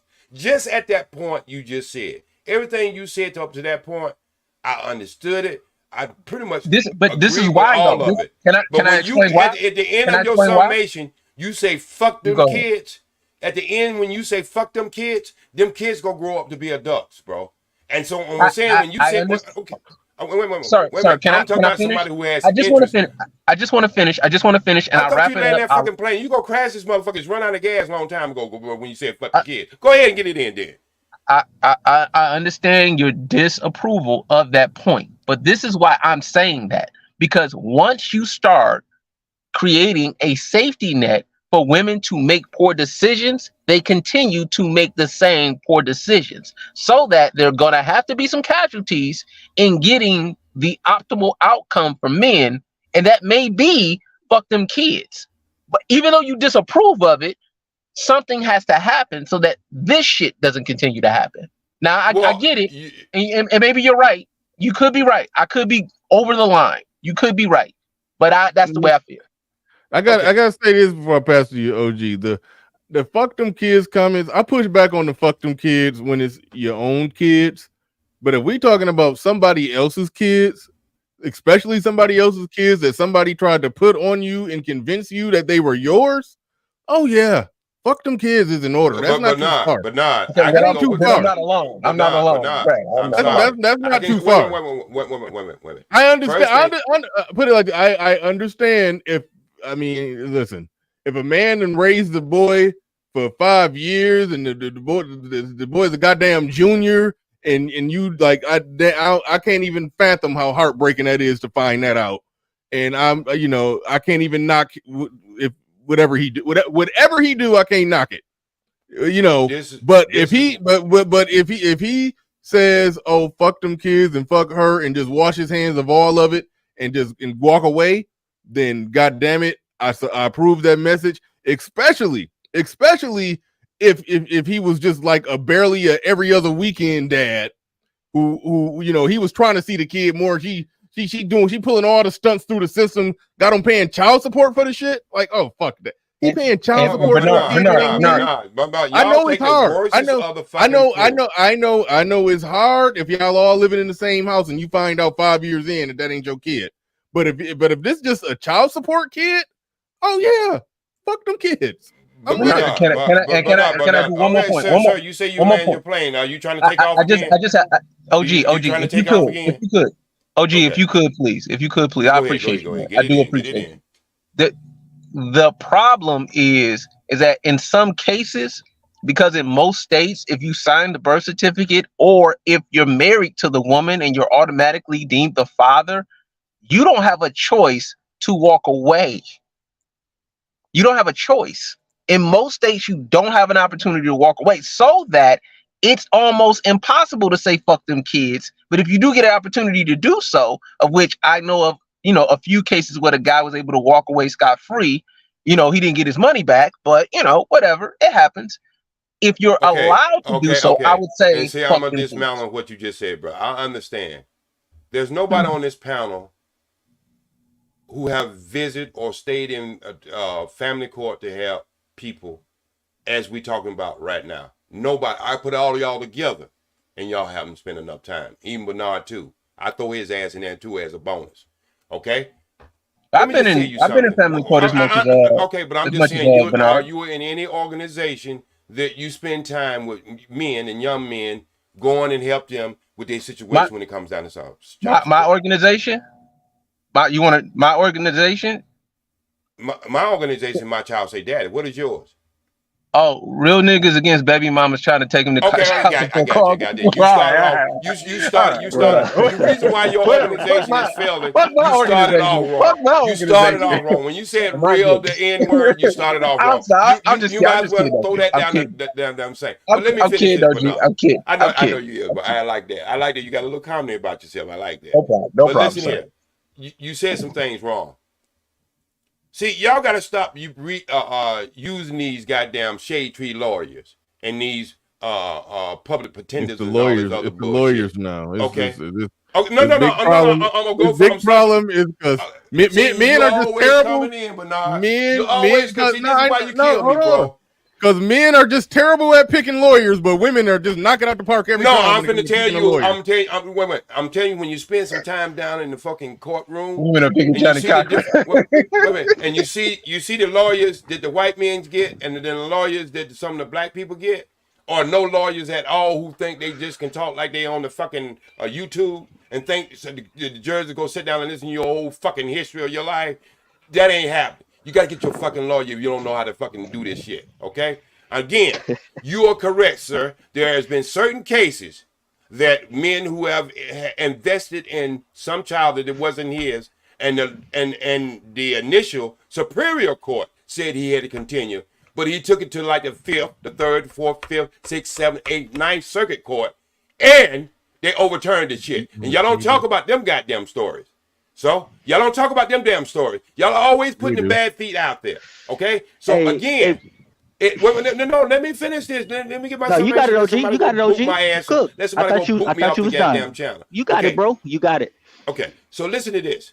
All right. In the first place, you know who you was dealing with. Y'all act like y'all going in some goddamn organization and getting some of these women who are so somber and so docile and so sweet. Y'all met these women shaking ass and twerking in the fucking clubs or wherever you met them at. Goddamn, they was halfway dressed. You already know who you with. You ain't go. You didn't go get no fucking nun.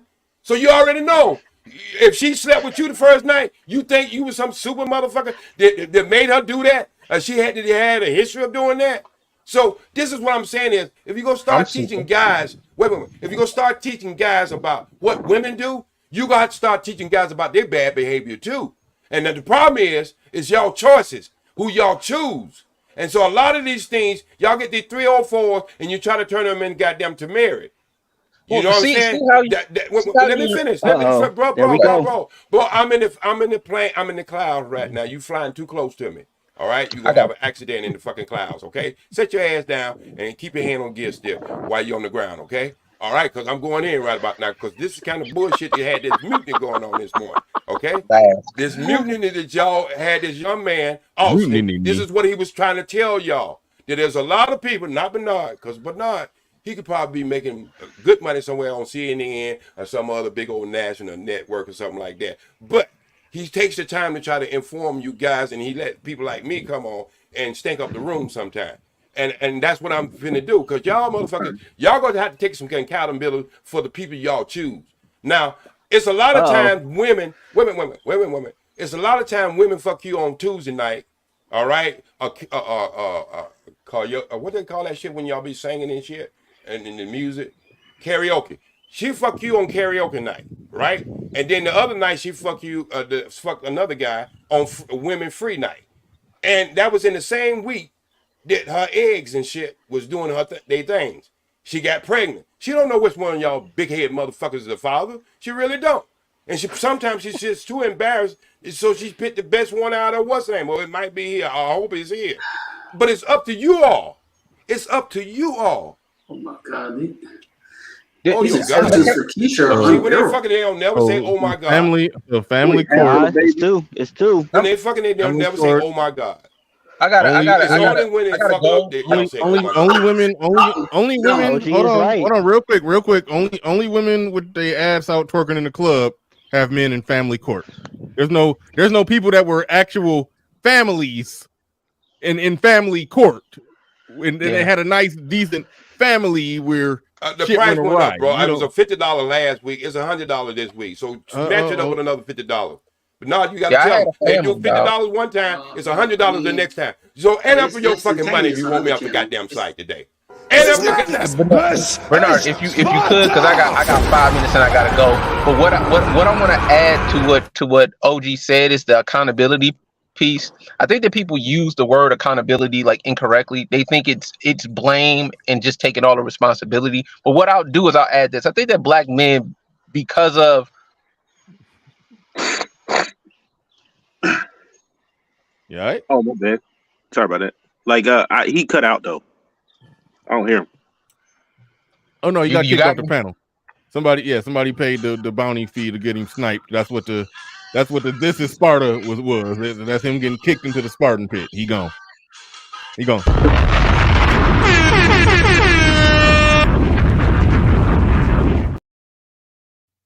Mike was talking and he got cut off. Like I heard like accountability wrong, and then it cut out for like. Yeah, go ahead, Mike. I'm here. Yeah. So they use accountability wrong. I think a lot of people think that just accepting full blame and responsibility for a situation is the same thing as accountability. That's not what accountability is. Accountability is essentially, if you make a decision, if I make a decision, I, Michael Perkins, make a decision, and that decision goes left, right, up, down, whatever's coming with that situation, nobody gets in the way of it. It's all mine. That's accountability. Now, what I would say to OG, who was probably listening in the clouds, is that black men have taken accountability for their actions with regards to who we're getting pregnant, because more than half of us don't have kids. We lead in condom use. 44% of us have kids. 33% of us are married. I think that's more accountability than anything. It's just that the other side doesn't get criticized for the things that they do. And that's why we're here to inform men that, hey, they're lying on you. this is what's actually going on. And it seems as though because OG is, I imagine, 60 or 70, he still doesn't understand this information. So it's definitely necessary because even boomers or silent generation, I don't know how it is, but even they don't get it at this point. So this is why these kind of conversations and this kind of information is necessary. But I'm gonna get out of here. Bernard, always appreciate you for having me on, man. And everybody on the panel, y'all be good. Mike, Yeah, thanks for coming up. Thanks for coming up, man. Mike, OG is a boomer. He's never silent. Okay. Wow. Man, shot. Oh, bars. Good one, GC. Good one, man. Good one. All right, we got somebody new on the panel. Wait, no, we haven't exactly heard from Free Zone Lou since he came back up. So go ahead, Free Zone Lou. You got it. Hey, just come back to me. Just come back to me real quick. I'll be back. All right. Somebody by the name of the Gerbil King is in the building. It's just me, Bernard. Marty. Oh, that's Marty? Oh, Yeah. okay, cool. That was Yeah. Marty, the color scheme. I was like, is that Marty? It did, yeah. The color scheme was giving off Marty vibes, the whole little thing. Yeah, it looked Marty-ish, but I This is a little nickname I've been given, so I'm gonna run with it. why did you get the name Gerbil King? How did that happen? Oh, after that dust up we had about a week or so ago with Fantastic, he said I look like a gerbil. So I said, you know what? I'm gonna go with that. So we gonna do the gerbil thing. Okay, fair enough. No. Didn't he say you look like a hamster? Yeah, same family. Okay. All right. Freeman's Journal, real quick. He said, salute to GC. He is right about mask. Yeah, mask is an acronym. Men against slandering Keisha. Yeah, that's what's a lot of that going on. And shout out to Mr. Albert, says OG Speed. So you had other people give you game. Why can't we give other young men game? Boomers. Yeah, because he's a man against slandering Keisha. That's why.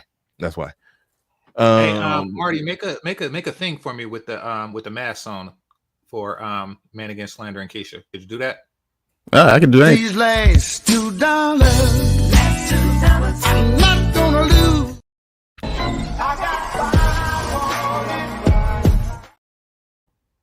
Appreciate everybody supporting the stream. What was you saying, Marty? In response to I could do something for a game changer. You know. All right, I'll put my email in the private. Okay, cool. Yeah, I was just perusing as usual, and seen all the dust up with Austin disassociations. I guess confessions. What?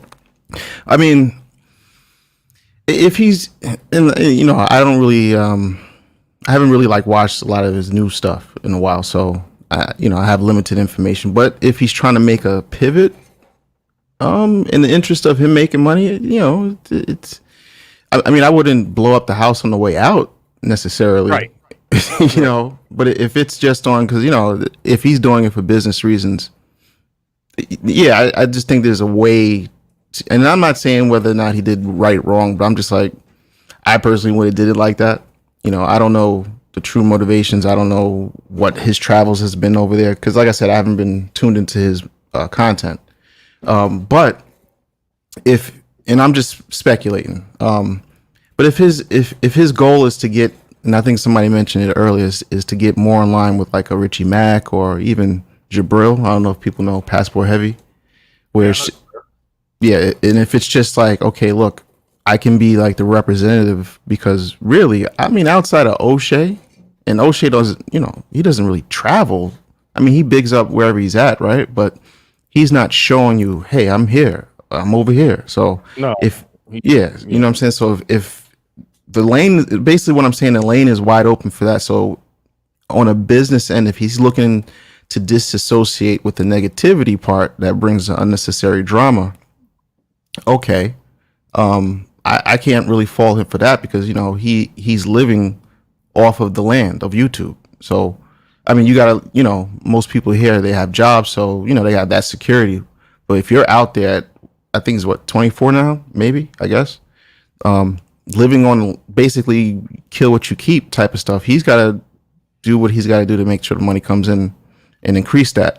But again, I wouldn't have blew up the house on the way out necessarily You could, there's always more diplomatic ways to do certain things, because if that's the realm you're going to play in moving forward, then be diplomatic on the way out over here too. There's nothing wrong with that. That's just my opinion, but I can't fault him for what he's doing, because quite honestly, at 23 or 24, however old he is, I mean, he's doing more traveling than a lot of guys that are 60 years old. So, I mean, in terms of, I'm a big receipts guy. So, I mean, he lives off of showing daily receipts. I mean, there'd be some things I would maybe work on, like suggestions, but that's like more like content creation, like actually making videos with a format to it, like beginning, middle, end. Let me show you this, bullet points, that's more like a content creation type of thing. But he might not have those skills. He might need like a DEMA or editor to help him put that thing to go to the next level, is what I'm saying. Because you can only go but so far on the iPhone. There's only but so much you can do. Hey, I got a question to the panel. Do you think he just caught lightning in a bottle and just kind of rode that wave? Yeah, I mean, that's if somebody blew up that fast, it's hard to say that that's not what happened. Like he blew up faster than usual, so yeah, that is kind of catching lightning in a bottle. Like I said, you gotta be good and lucky. There's some people who are good. Hell, we got Marty here. Marty is extremely talented, really good at anything he does that's video involved. The presentation is going to be 100% A1. So Marty is, when I say you got to be good and lucky, Marty is good, but not lucky as far as the YouTube algorithm goes. That's because the type of stuff he produced. If he, well, maybe you don't. I mean, you got other shit going on, but I'm just saying your production quality is the type of quality that you would think it would catch, and then your channel will be blowing up. But so he did catch some lightning in the bottle. That, to put that simple, he did. Yeah, and I agree with that. Like, sometimes, like, look, Kevin caught the lightning in the bottle because the situations, everybody was home. There's a lot, and not even just Kevin. There was a lot of people just that blew up that normally probably wouldn't have, but because everybody couldn't leave the house, so people got businesses. Look at Amazon. Amazon went from doing really well to killing it because everybody had to order. You can't, you couldn't just walk outside necessarily and go to the store anymore. So Amazon went through the roof. So yeah, he did, and the trick for the content creators, like, I do top notch stuff. I'll tell you straight off the bat, like, I'll post my page or whatever, but you have to build a library so when you do catch that moment, people can actually delve into your older content. Like, okay, I like this, that blew up viral. Well, what else does he have that I might like? So if you keep this same consistency, when it is your turn to actually catch that light in the bottle, you'll be all right. I'm glad you said that, because like that's like the content creators that have been around a minute and have actually had the moderate sustained success. They talk about that a lot, and they talk about like how what I'm saying, like like if you do have that viral moment, you got to be ready for it. You know what I'm saying? Yeah, it's a quote. I know Kevin Samuels used to say it. Luck is opportunity, and when opportunity and opportunity meets preparation. There it is. Yeah, there it is. Yep. Or the other way around, when preparation meets opportunity. Right. Something like that. But yeah. Yeah, definitely. All right. So we went round. Go ahead, Free Zone. Well, no, I forgot really what I was gonna say, but when I came up here, there was this whole thing about fuck them kids, and maybe I missed like a lot of it. But my question was gonna be, because this is the conflict that I have, is wouldn't this information station? Let me see how I can phrase it, because here's where I'm going. Like, I think that this stuff would be good. I think that they contradict each other. The fuck them kids, and we want to educate, I guess black men. But wouldn't it make more sense to get this into the hands of boys before they turn into men, so they just avoid all of this entirely? I don't understand how those two. Maybe I missed half of what you were saying, because when I came up here, everybody was yelling "fuck them kids." So I All right. missed the aspect. Well, of yeah, the, I'll explain the context. fucking kids thing. But as far as getting this in the hands of boys, I don't know how to do YouTube for 13-year-olds. I don't know how that works. But so but Well, I mean, I mean like people who are in these situations that have kids that listen to your channel that feed off that take in this information, but they still have this let's say that particular situation. It conflicts in my mind with the whole "fuck them kids," because it would make sense for whoever is listening to this content to take this good information and put it into to give it to the kids before they get to that point, as opposed to okay. I mean, not No, as no, opposed to, you're, but you're, in addition to, you know what I'm saying? all right. The fuck them kids thing came. We were talking about paternity fraud, and you finding out kids not yours. And I'm gonna paraphrase OG and probably botch it, but it was implied that you still can take care of the kids, even if you find out that they're not yours. And then Mike said, "No, fuck them kids" in that situation. And I said, I understand that somebody been living, they've been a happy family for 5 years, and he found out this 5-year-old son, little junior, not his biologically. I understand the hurt and pain that come with that, but I fully support fuck them kids in the response if you find out that a chick basically frauded you. Gotcha. That's where the fuck them kids came from. Fuck them from somebody. It wasn't somebody saying fuck them kids in terms of giving kids necessary information. It was not raising a kid that's not yours that you thought was yours. That's where that came from. Gotcha. Okay, that's a fair point. I thought it was something else. I didn't know what was going on when I came. I had a phone call, so when I came back, hit the link, everybody was talking about "fuck them kids." So, well, people do recklessly throw "fuck them kids" around. I'll say that people do throw that around real reckless, and I don't, I don't support every statement of "fuck them kids," because sometimes it be your own biological kid. I've heard somebody saying "fuck them kids," and they were talking about their actual child. I mean, it had to be an extreme. It got to be an extreme situation for me to be like, yeah, I can see why that man just washed his hands with it and walked away. It had to be extreme. It had to be extreme. Bernard, fuck them kids, people. The way I understand it is, a lot of men come to a situation where they have to choose, and they understand that the only way to support the kids is to support the mother. So the only way out of that situation without supporting the mother is to take on that mentality of "fuck them kids." Like that's the only way. And it's unfortunate that brothers have to, really grapple with that decision. It's like, the kid's not mine, and but like OG said, he's junior, and I've known him for 5 years, and I've grown attached to him. But the only way I could support him is to support the mama. So fuck that kid. I think that's what they generally are saying. Yeah. Pablo makes sense in the building. Pablo, what's going on? What you got? Peebo Bryson. Peebo. Pablo is not there. Pablo is not there. But no, I legit done ran out of spit on this one. I don't got too much to say. But shout out to the GC for introducing the concept of mask. Men against slander and Keisha. They try to mask it under all kind of other stuff. Possibly all kind of other acronyms and all kind of shit. Yeah, that's really good. Yeah. Shout out to GC on that one.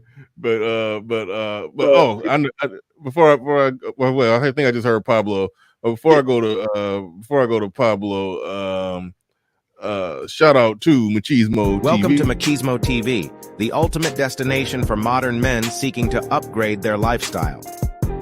Subscribe to Machismo TV and Saul T-Balls.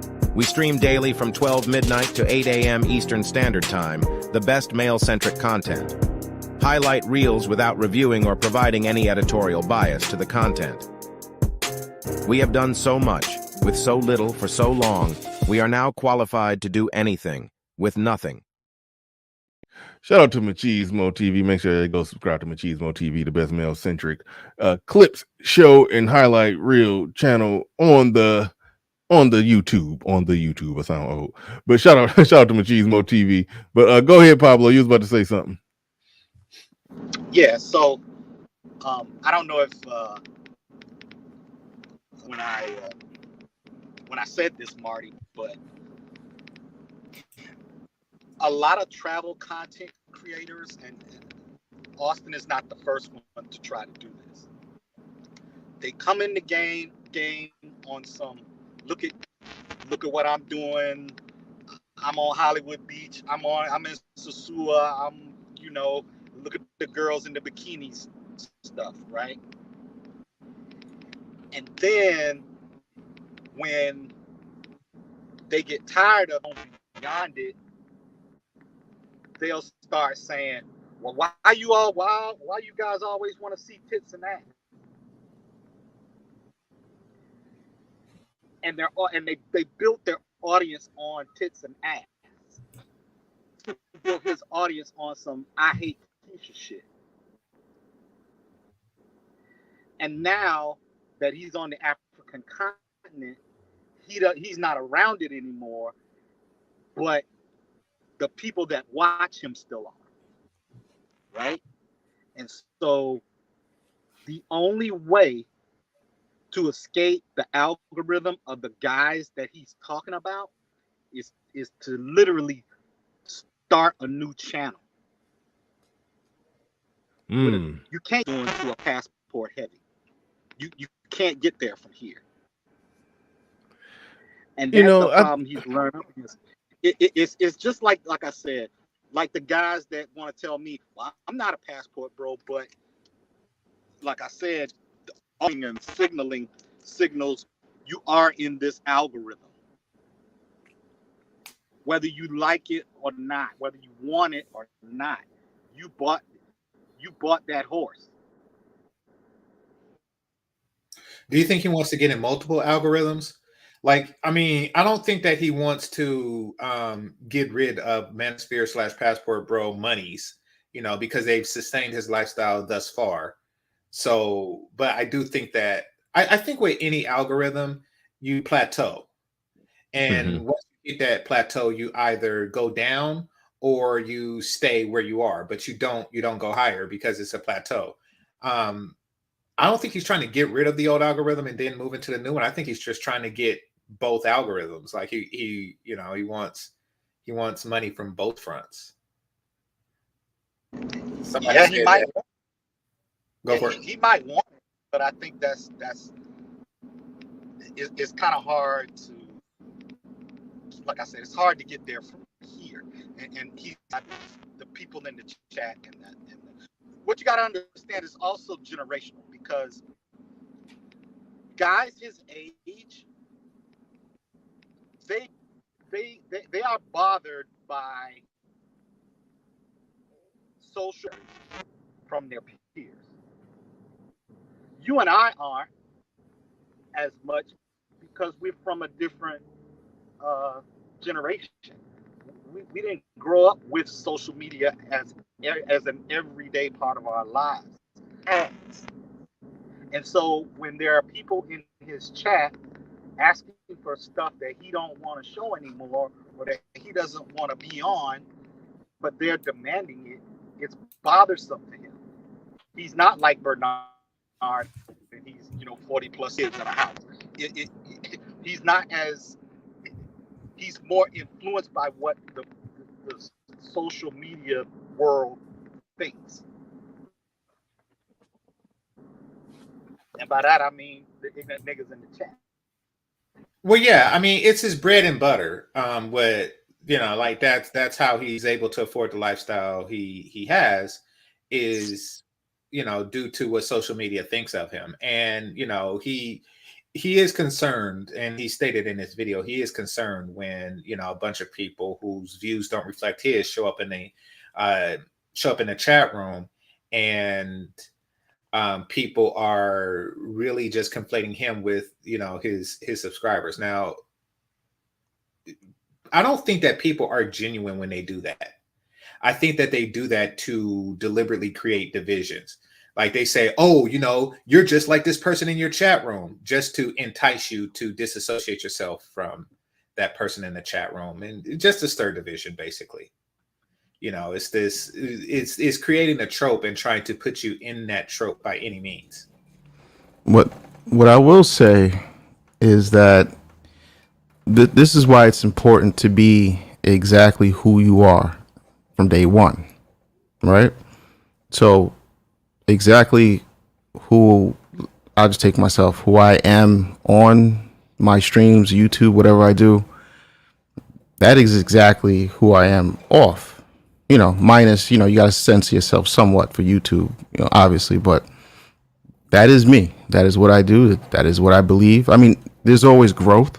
You can always learn something tomorrow, and you can have gradual shifts, but fundamentally, from the ground up, who you are, you really, when you come into it, see that, and that's the difference. What do they call that? A grift?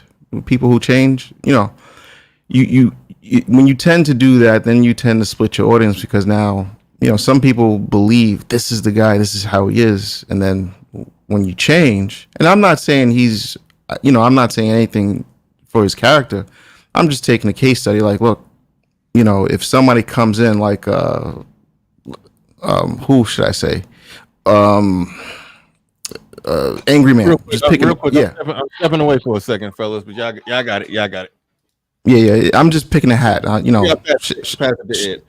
Yeah. Shout out to Angry Man and his growth. But I'm just saying, like, if a guy, Angry Man, came and he's known specifically for doing his shorts, his opinions, like, where he sits and stands, and then he makes a pivot. You know what? We're gonna take it easy. If it's a totally different message, then it's like, well, wait a second. Like, who are you? Like, it would just have that same type of effect. So that's why, you would have to literally see. And what we said before, did he catch lightning in the bottle? Well, that would be a good way to test it out, right? If you really that guy, you could, I'm not saying shut this channel down, because that's the money stream. I get it. But if you're really that guy and you can believe in yourself, anybody can start a new channel right today. Anybody on this panel, you can do Game Changer Part 2, playing PlayStation games, whatever it is. A lot of us have different channels, and that's what you're really supposed to do. You're not supposed to put everything on one channel. And I'm not trying to shit fuck Amazing Lucas. Edward, that's you. Shit like that. But you got gaming on one side. So you're absolutely right. That's what he should have did. But go ahead, let's finish. Yeah. I know you was breaking up a little bit, Ed, but that's how you could test if it was really yourself, and what people buy into you, or are they buying into, I don't like Keisha too, so let's all hop on this bandwagon. That's the difference. Certain people, they're them. They could go into any field and have success because people buy into them, not necessarily the message of the day. So if and hey, maybe he might hear this and say, you know what, that's a good idea. Let me go test it out. Let me go start a new channel that's talking about real estate and food in Africa, and let me see if I'm really that guy. And that's how you test that out. That's all I'm saying. So I guess my question that I want to ask y'all real quick is, what did he say that was so controversial? Did he completely throw the Black Manosphere under the bus and back it up? Because I know he did an hour stream, and that's what this is based on. No, I know. I'll explain it quite simply. He said that all those he literally named names. He said Coach Greg Adams, MTR. He started naming names, and basically saying, but really Manosphere, Red Pill in general, all they do is just sit around just complaining about women. He went that route and made that argument, and was like, and I'm through with that. I'm done with that. All that stuff they saying. He started naming talking points. He was like, that's all a bunch of bullshit. And he basically threw the whole enterprise over under the bus, and was like, and I used to do all that, but now I'm just in a place where I don't I live overseas. I don't even care. I ain't worried. That stuff Well, don't okay, bother me. so because in the chat I didn't look at the video, so a lot of stuff I was doing was being, and I stand by what I said in the chat, but it was being open minded. Because here's the thing, and I'm not, this is the same kind of thing Obi Allen does, but in kind of a little bit more of a subdued way, unless you make him mad. But at the end of the day, just like with him, when he interviews women, the evidence speaks for itself. There's a reason why in court they typically don't want the person that has been charged with a crime to stand as their own witness. That's like a thing, right? I know all y'all have heard that. They typically don't want that if it can be avoided. There's a reason why that is. Because once they talk, even if they didn't do it, it becomes all eyes on them. And at the end of the day, you've been charged.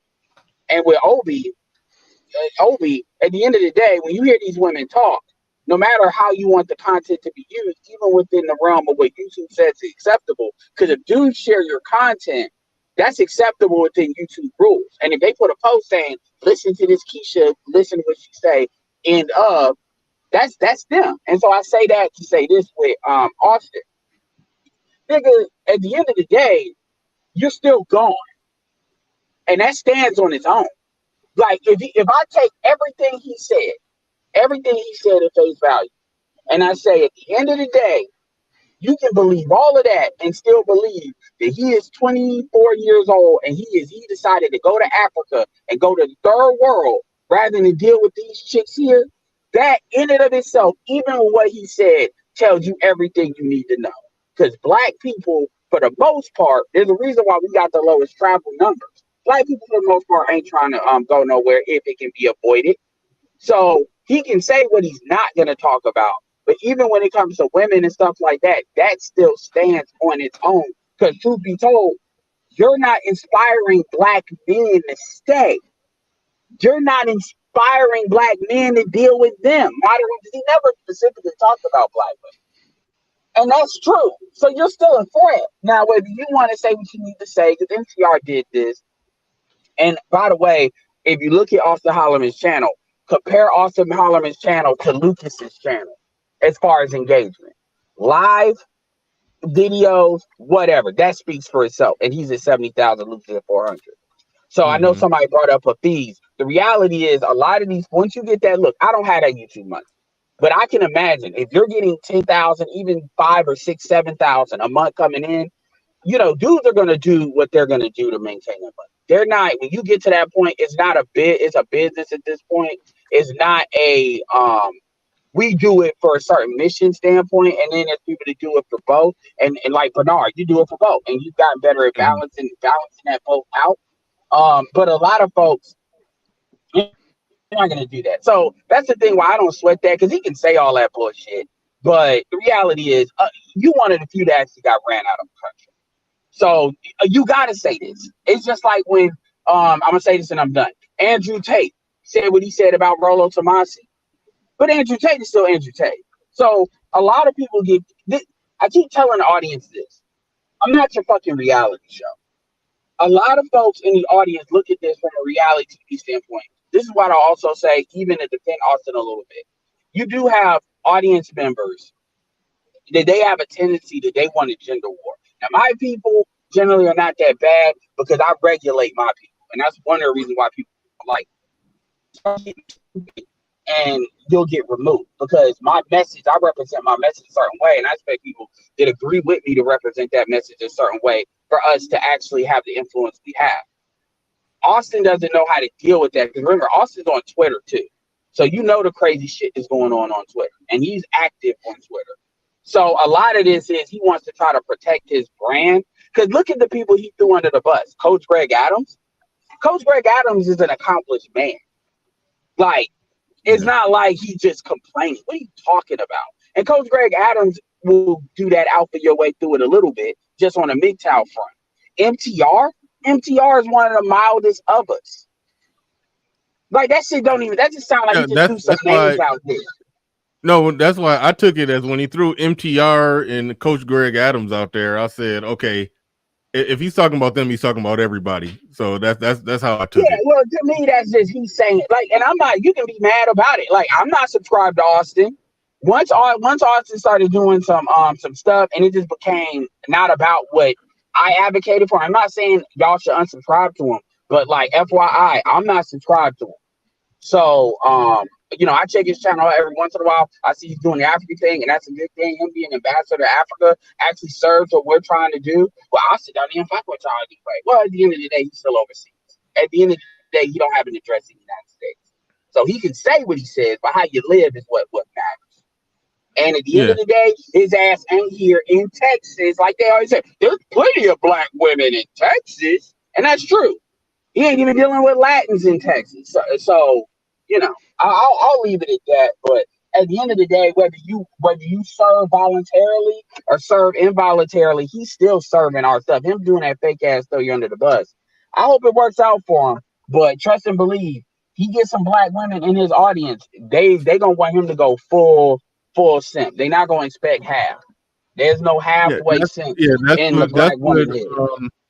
That's what some people suspected, because he said something that alluded to like doing the type of content where you criticize black women, it attracts people that he called incels. I'll say suspected incels who just come in there just saying crazy stuff. They red pill raging, they raging out, they saying crazy stuff. He was saying he didn't want that in his chat room, and I understood that completely. And he talked about people going to visit his channel and looking at his channel and seeing all of that in there, and it's going to represent him, and they're going to think that's him. And so it did kind of seem like, he's over in Africa now. He's basically dealing with black women from the continent. And yeah, he don't want all the anti-black woman shit in his chat room. Like I get aspects of what he's doing, and I 100% support him saying that if he just wants to do just a travel channel where he just talk about just his life traveling and the women over there and the culture and all of that. If you want to do that, that's great. That's 100%. But kicking dirt on Passport Bros, Manosphere content creators, Red Pill, talking shit about it. It's like that was where it was just like, okay, yeah, this is some bullshit. But anyway, go ahead. Yeah, I mean, in the very next breath, by the way, some American black women here in Africa try to approach me, and I'm still not dating them. I'm still not with the shit. Oh yeah. No, I remember that part. Yeah, I mean, there's gonna be mixed messages, and on top of that too, that's another thing. A lot of these dudes, like even with MTR, it's like, dude, MTR is like, for you to go out of your way to say what you said about MTR, that's not even smart, because MTR would probably be in your camp in that way. MTR has a lot of women that listen to him. That's why he's the way he is. So it's kind of like, and then at the level he is, so what you gonna say that about Poor Man too? Poor Man's married, from my understand. That's not even smart. Like, if you really want to regulate your audience, regulate the fuck out of them. Just say, any of y'all talking shit about black women or saying something crazy about black women, I'm blocking you. And just block like 20 random motherfuckers just to let them know you give no fucks. That will shut their ass down real quick. O'Shea did that. When O'Shea fully crossed over to the celebrity junk and it started doing numbers, all the SYSBM people that used to come in the chat room saying a bunch of shit that didn't represent him, he did one stream where he probably did multiple streams where he went off on them. But eventually he just started blocking their ass and getting them out of there because he moved on to a different algorithm. Sometimes you do got to do that about your channel. But if he just would have went on a crusade against other content creators, and I ain't even about to go there because he kind of have. But no, this is the point that I want. They just push it back to the Patreon. Yeah. Too. No, this is the point that I wanted to make. Patreon. Just like Edward just said, like, look, you can regulate your chat, whatever. You can check people, tell them, you know what I'm saying? Just tell them you don't give them no fucks. Cool. I'm pretty sure that's what he's doing. I'm just saying that's already what he's doing. You know what I'm saying? That's what he's doing. He just chose this particular space to do it on. In case y'all haven't realized, that whole Black Manosphere space is food to folks outside of it. Like that's why a lot of people coming over here, that they're able to get on your talking points and everything else and open themselves up to a whole new audience and get a buzz, even when their content becomes bland after a while. off of the same conversation that you guys have every day, just challenging you. They can agree with you, just having contrary talking points. That is what it is. They see y'all as food. So not everybody's trying to be on your side. Well, that's because you have that Kevin Samuels market that they stay triggered. The reality is it is the black man's sphere, but it's not. The truth is they see the reality, they see the writing on the wall. Once we say what we say, you can't unsee it, and they see the writing on the wall, and once they see the writing on the wall, they look for people to lie to them. Like Red Supreme just did a stream talk about Rebecca Lynn Pope, and we know what Rebecca Lynn Pope is known for. Still got that video about the way, but she'll tell people are desperate to say the world. I'm not saying the sky is falling, but if they start to believe that, because let's say you get to a certain age, you hitting the wall, you realize what it is, and you being ripped out of your delusion, you look for people to give you, as Zero would call it, hopium. They are emotional dope dealers. That's what that is. I call it the lie to me economy, meaning I'm signing up for lies. What are you selling? You know how women say, "Ooh, he got some good game." That means he got some good lies. I love it because how it makes you feel. I'm gonna tell you right now, and I hate to say this. You know who next up? Y'all, we're gonna start taking bets. I submit Media Man will be the next one. It's just a matter like he gets to 60, he gonna do that. He gonna do a video just like that. Because he already established himself as a middle guy, and he's tired of women coming in him too. So I can give you predictions based on who's gonna pop off. And the reason why I say Media Man, I have no problem with Media Man. Shout out to his birthday. He is a good brother. But the reason why I say that is because number one, he's already established that he doesn't like the fact black women come at him. And one of the things he said was that's not what his platform was about. It was just about pushing the numbers. He just don't understand that a lot of black women and some black dudes don't like numbers. That's what he don't get. Also, you can tell by how he established himself, and he said a lot of this stuff up front in his own way, to be fair, but you can already see it. You can already see it. So these dudes, they will do that, and it's easier to throw us under the bus because let's be real, we'll get mad, but it ain't gonna be like what the women do or like what the white boys do. You throw them under the bus, it's scorched earth. You're done. Control Alt Delete multiple times, erase the drives. With black men, we get mad, but if you are of use, we may unsubscribe from you. That don't mean if you don't say something, you still gonna push you. Hell, look at what Anton did. Anton didn't do that to the black manosphere in general. He did that to his own group. And the reason why I mentioned Anton is because I just saw a video with him. Anton popping 1,500. The Lapeef was at like 900 usually, maybe 1,200 at their peak live viewers. Anton on his own with like he has his own Lapeef group now. When people come up there, they show their face, and he's doing 1,500-1,600 live viewers. So people gonna do what they gonna do.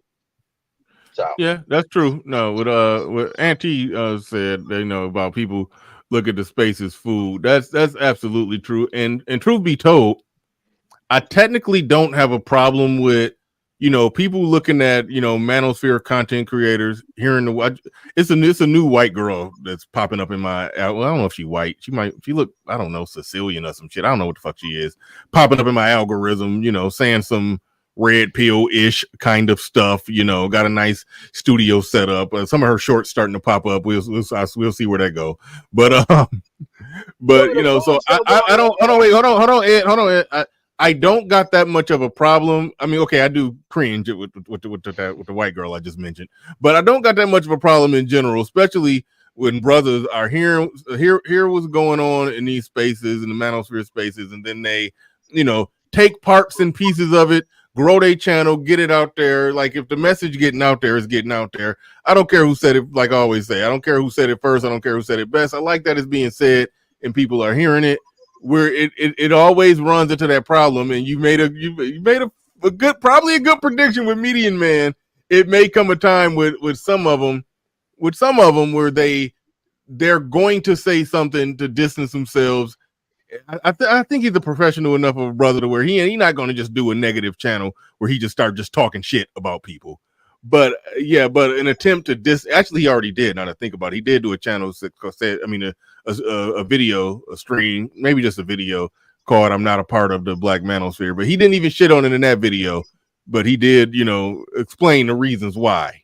So that's going to happen. They're going to pick up ideas and concepts and take aspects of it and make it their own and do their thing with it, I technically have no problem with that. Only problem I have is when they pull the Mr. Let Go shit and just shit on it, and while coming up off of it. That's the only problem. Well, yeah, and with all of them. So here's the thing about the food. The way I'm just gonna say it just straight up while I'm here. This food thing is on some what the fuck you niggas gonna do about it. And the reality is, people don't understand what the fuck the goal is. 1.0 was wiped out, and if we would allow them to do it, all of the data and everything that was ever put out would have been erased. The objective was to make that unless YouTube just kills everything themselves to make sure that was impossible to happen. Unless YouTube just decides to just go out of their way to do it. And the reality is, with a lot of these guys, when they do that, is they make it more mainstream to where it's so embedded in other stuff that you cannot do that. As far as the white women are talking to white people. I know black people have this thing where they want to believe there's no such thing as the white manosphere because white men don't have red pill problems. Because when you hear black people talk sometimes, that has nothing to do with anybody said on the panel. Because Bernard brought up the white girl. But people tend to have that belief that a white woman is talking to black men. That's usually not it. There's plenty of white women out there, by the way, during Pearl, before Pearl. Shout out to Nola Girl. I thought that's what you're talking about. And they're talking about white people because white boys are having these problems too. Yeah. That's why you have these white men, other than Jordan Peterson now, that are starting to come up. That's why Pearl somehow got her ass on television. That's not to talk to black people. And I disagree with you a little bit. Because the problem is the same, but it's most certainly by a long shot more pronounced in the black community. You know, kind of like in the 80s, white people had a crack problem, but they didn't have it like black people did. Like it was a whole different level. Now, you mentioned Nola Girl. I know Ed stepped away, so hopefully he's listening. He mentioned Nola Girl. Nola Girl is married to a black man. So she is gaining her perspective from her husband. Like, this is a thing. She's seen the problem and she's seen where the greatest deficit of fit, feminine, friendly women were. And she's like, okay, well, these group of guys will appreciate me more because they have a greater deficit of the type. But I mean, anybody with a full view of the situation see that it's more pronounced with us. I mean, to go to what Edward was saying earlier, how this is a business and everything else. And I think we all understand that it's a business. I don't think everybody understands the type of business that they're in. I think a lot of people, audience a lot of people think they're in the education business when they're really in the entertainment business. I mean, that's kind of what this is. So that's really what it seems like to me. So it looks like Austin realized, like, look, whether I like it or not. One second. I'm gonna land the plane real quick. Austin realized, like, whether I like it or not, I'm in the entertainment business. So all of this whole talking about modern women and all of this other stuff, yeah, it's cool. I like it, but everybody else is kind of doing it, and I've been doing it so long, the entertainment's kind of become bland and boring. So need to do something new. That's what you do when you're in the entertainment business. You try to come up with new, different ideas. You want to do something different than what everybody else is doing instead of the same thing. At some point, you're gonna have to. That's not the knocking. That's not the part. That's not the part that I would even knock. I get that completely. It was the dirty macking of, and everybody else, they just doing that same old content, just saying the same old thing, the same old talking point, just complaining and complaining and complaining and complaining. And I don't know why y'all watch that. It was that kind of shit. It was some dirty macking. But let me land the plane real quick. But that's just like the rap game. It's like, look, if I'm a rapper, you're a rapper, whatever, I can be like, you know what? I'll do country music now. I don't want to rap, or I can just do battle rap now and go with you. That's what they're doing. You know what I'm saying? Oh, yeah. I used to agree with you, and now I give myself a buzz by going at you. Go ahead, bro. Well, but here's the problem.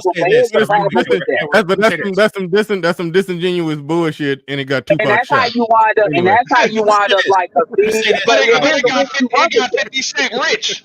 You know what I mean? Hold on, but everybody, hold on. The first thing, he ain't thinking that far ahead as far as the entertainment business.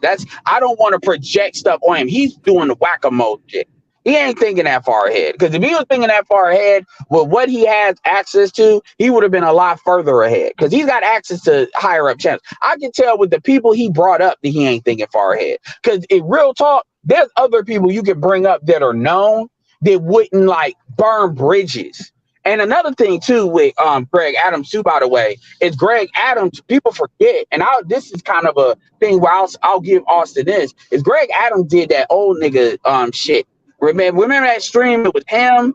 It was like I think it was Anton. It was I forget what you call his name. That does the man mindset, and they all threw him under the bus.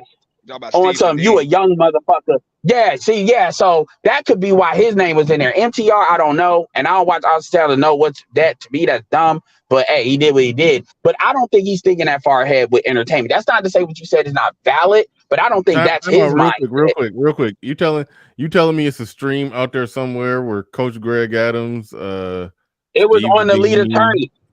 Yeah, it was on the lead attorneys where it was like, you know, all niggas over 40 years old. And they said, I know, you little youngster, get on my knee. All of them went at Austin. Okay, to be fair, they did not go at him in the way we would define it. Basically, the way some of them did more than others, but the way they did it was, he's a young dude. You need to listen to the brothers that's got experience.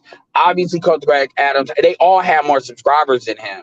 And it was really a commentary on the Passport Bros in general, but just he was like in the forefront of it.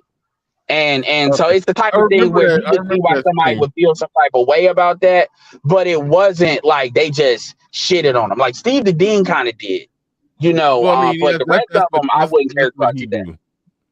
That's what he do. And like really, the closest person to agree with he like the Dirty Mac. Coach Greg Adams. He the Dirty Mac champion.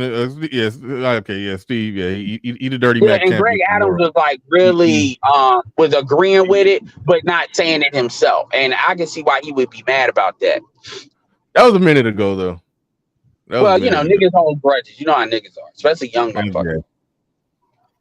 I guess, but no, it is a thing in this space, and I've almost just gotten used to. I mean, it's bullshit whenever I hear it.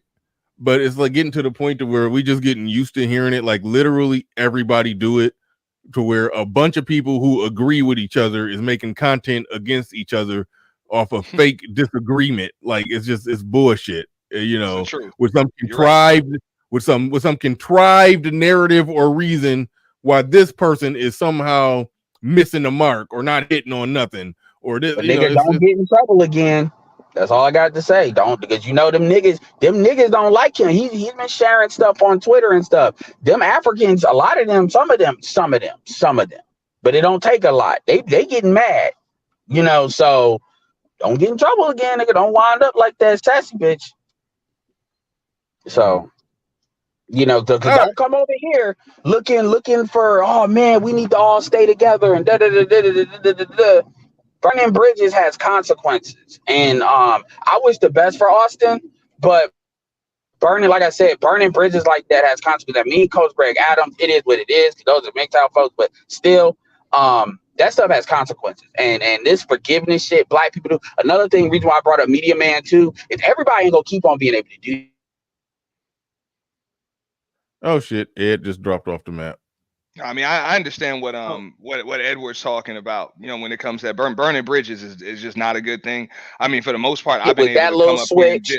Then you got this. So trust and believe. When you do that, you make it harder for the next person. And I know Anti's kind of saying that too with the food thing. Don't believe the niggas are just gonna roll over, because I promoted Austin a lot, and even still, I stand by that, because having a young brother in Africa, being ambassador of Africa, at the end of the day, that may inspire other dudes to go to Africa, and that shuts a lot of this bullshit down about how we just Europe is the only passport franchise that hasn't been open like that, like this publicly talked about. So that still serves our purposes. But at the same time, this ain't no red carpet where any nigga with a hustle and scam is gonna come through. Just to address what Auntie said. Because I know I'm gonna start being really guard. I'm not subscribed to Media Man. Like, I know people be talking about it, but he's kind of in my orbit. I don't be just sharing this stuff, because that's why I focus on sharing smaller folks. Because when folks start getting like that, and they start getting stupid, Nah, we do need to stop rare gulling folks, because the truth is Austin wasn't hitting like that on TikTok. If it wasn't for what we did and really getting behind him because he served our purposes, so I want to apologize about that, he wouldn't be where he is today. He got that boost that he needed at the right time for the algorithm to really get in. And so it's fine what he's doing, but the next motherfucker, nah. The next motherfucker is not gonna have it easy like that. They gonna have to get vetted. I mean, we're gonna have to start pressing their ass just to see. Like kind of how Anton, remember when Anton used to talk that shit? And then to be fair to Anton was going to the streams and we got to go at him to see if he got punched in the stomach, how he react to certain shit. And even though he held his square, even though he still held his views, enough of that shit got in his mind to where he was over there and he went back to where he was at. He saw the baby mama spear over there.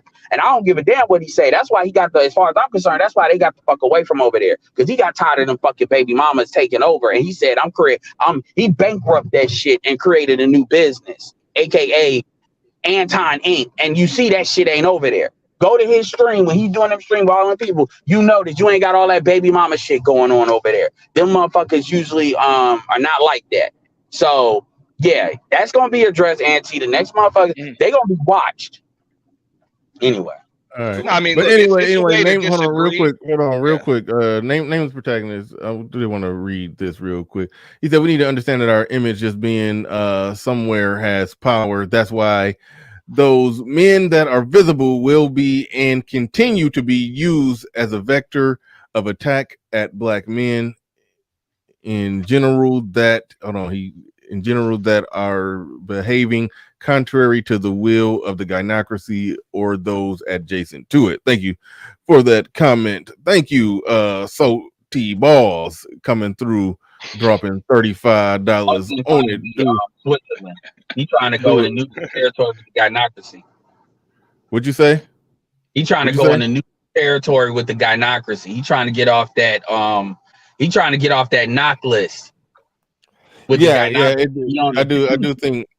do think that's what's going on. But shout out to Suck on my chocolate salty balls. Put them in your mouth. Put them in your mouth and suck them and suck them. Appreciate you. Step one, say all them niggas ain't shit. That's the first step to fill out an application to get off the list. Okay. Yeah.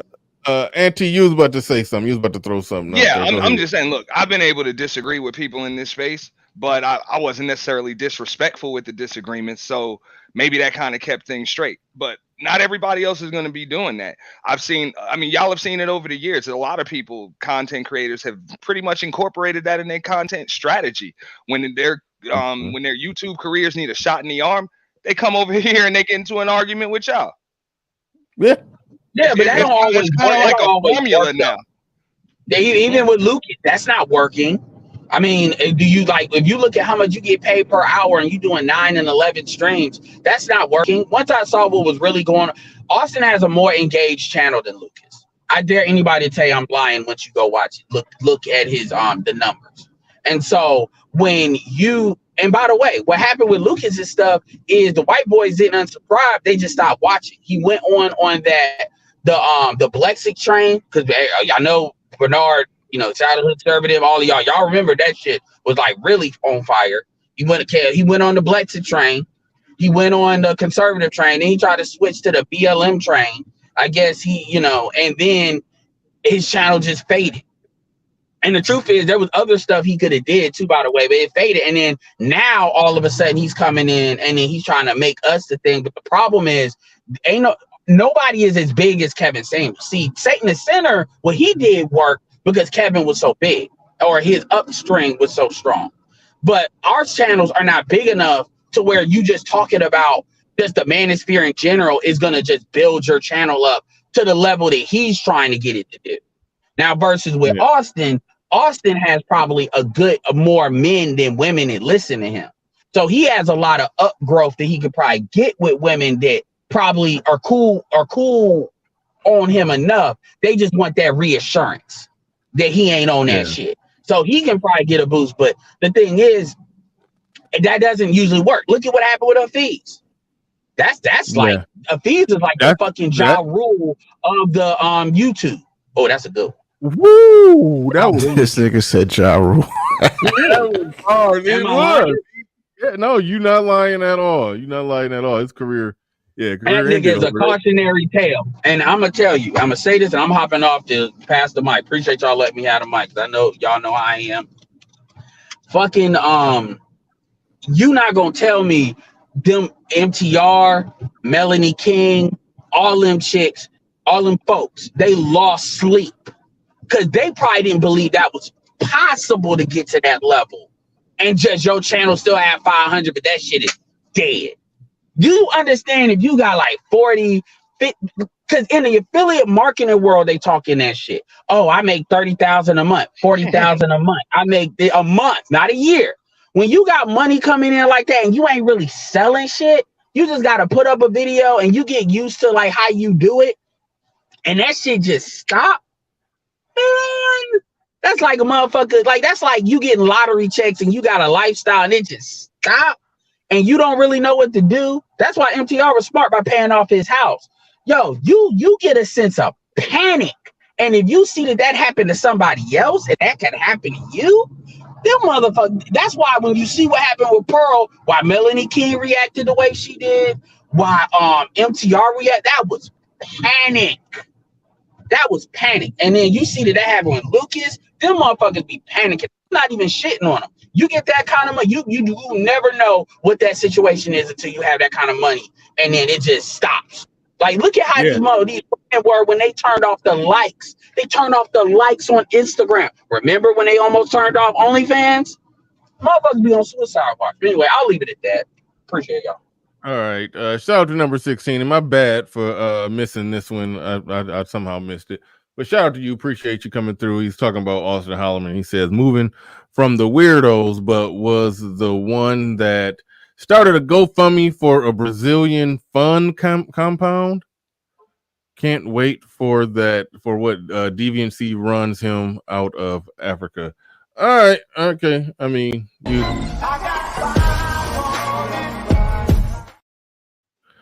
It sounds like you're sitting back having a blast, rooting for him to fail. But all right, but yeah, I don't know nothing about the compound.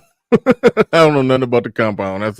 That's a new one on me. That's a new one on me. But we about to wrap this up. Appreciate the super chat, Auntie, and appreciate your comments and perspectives on the show, on the topic today. But we about to get to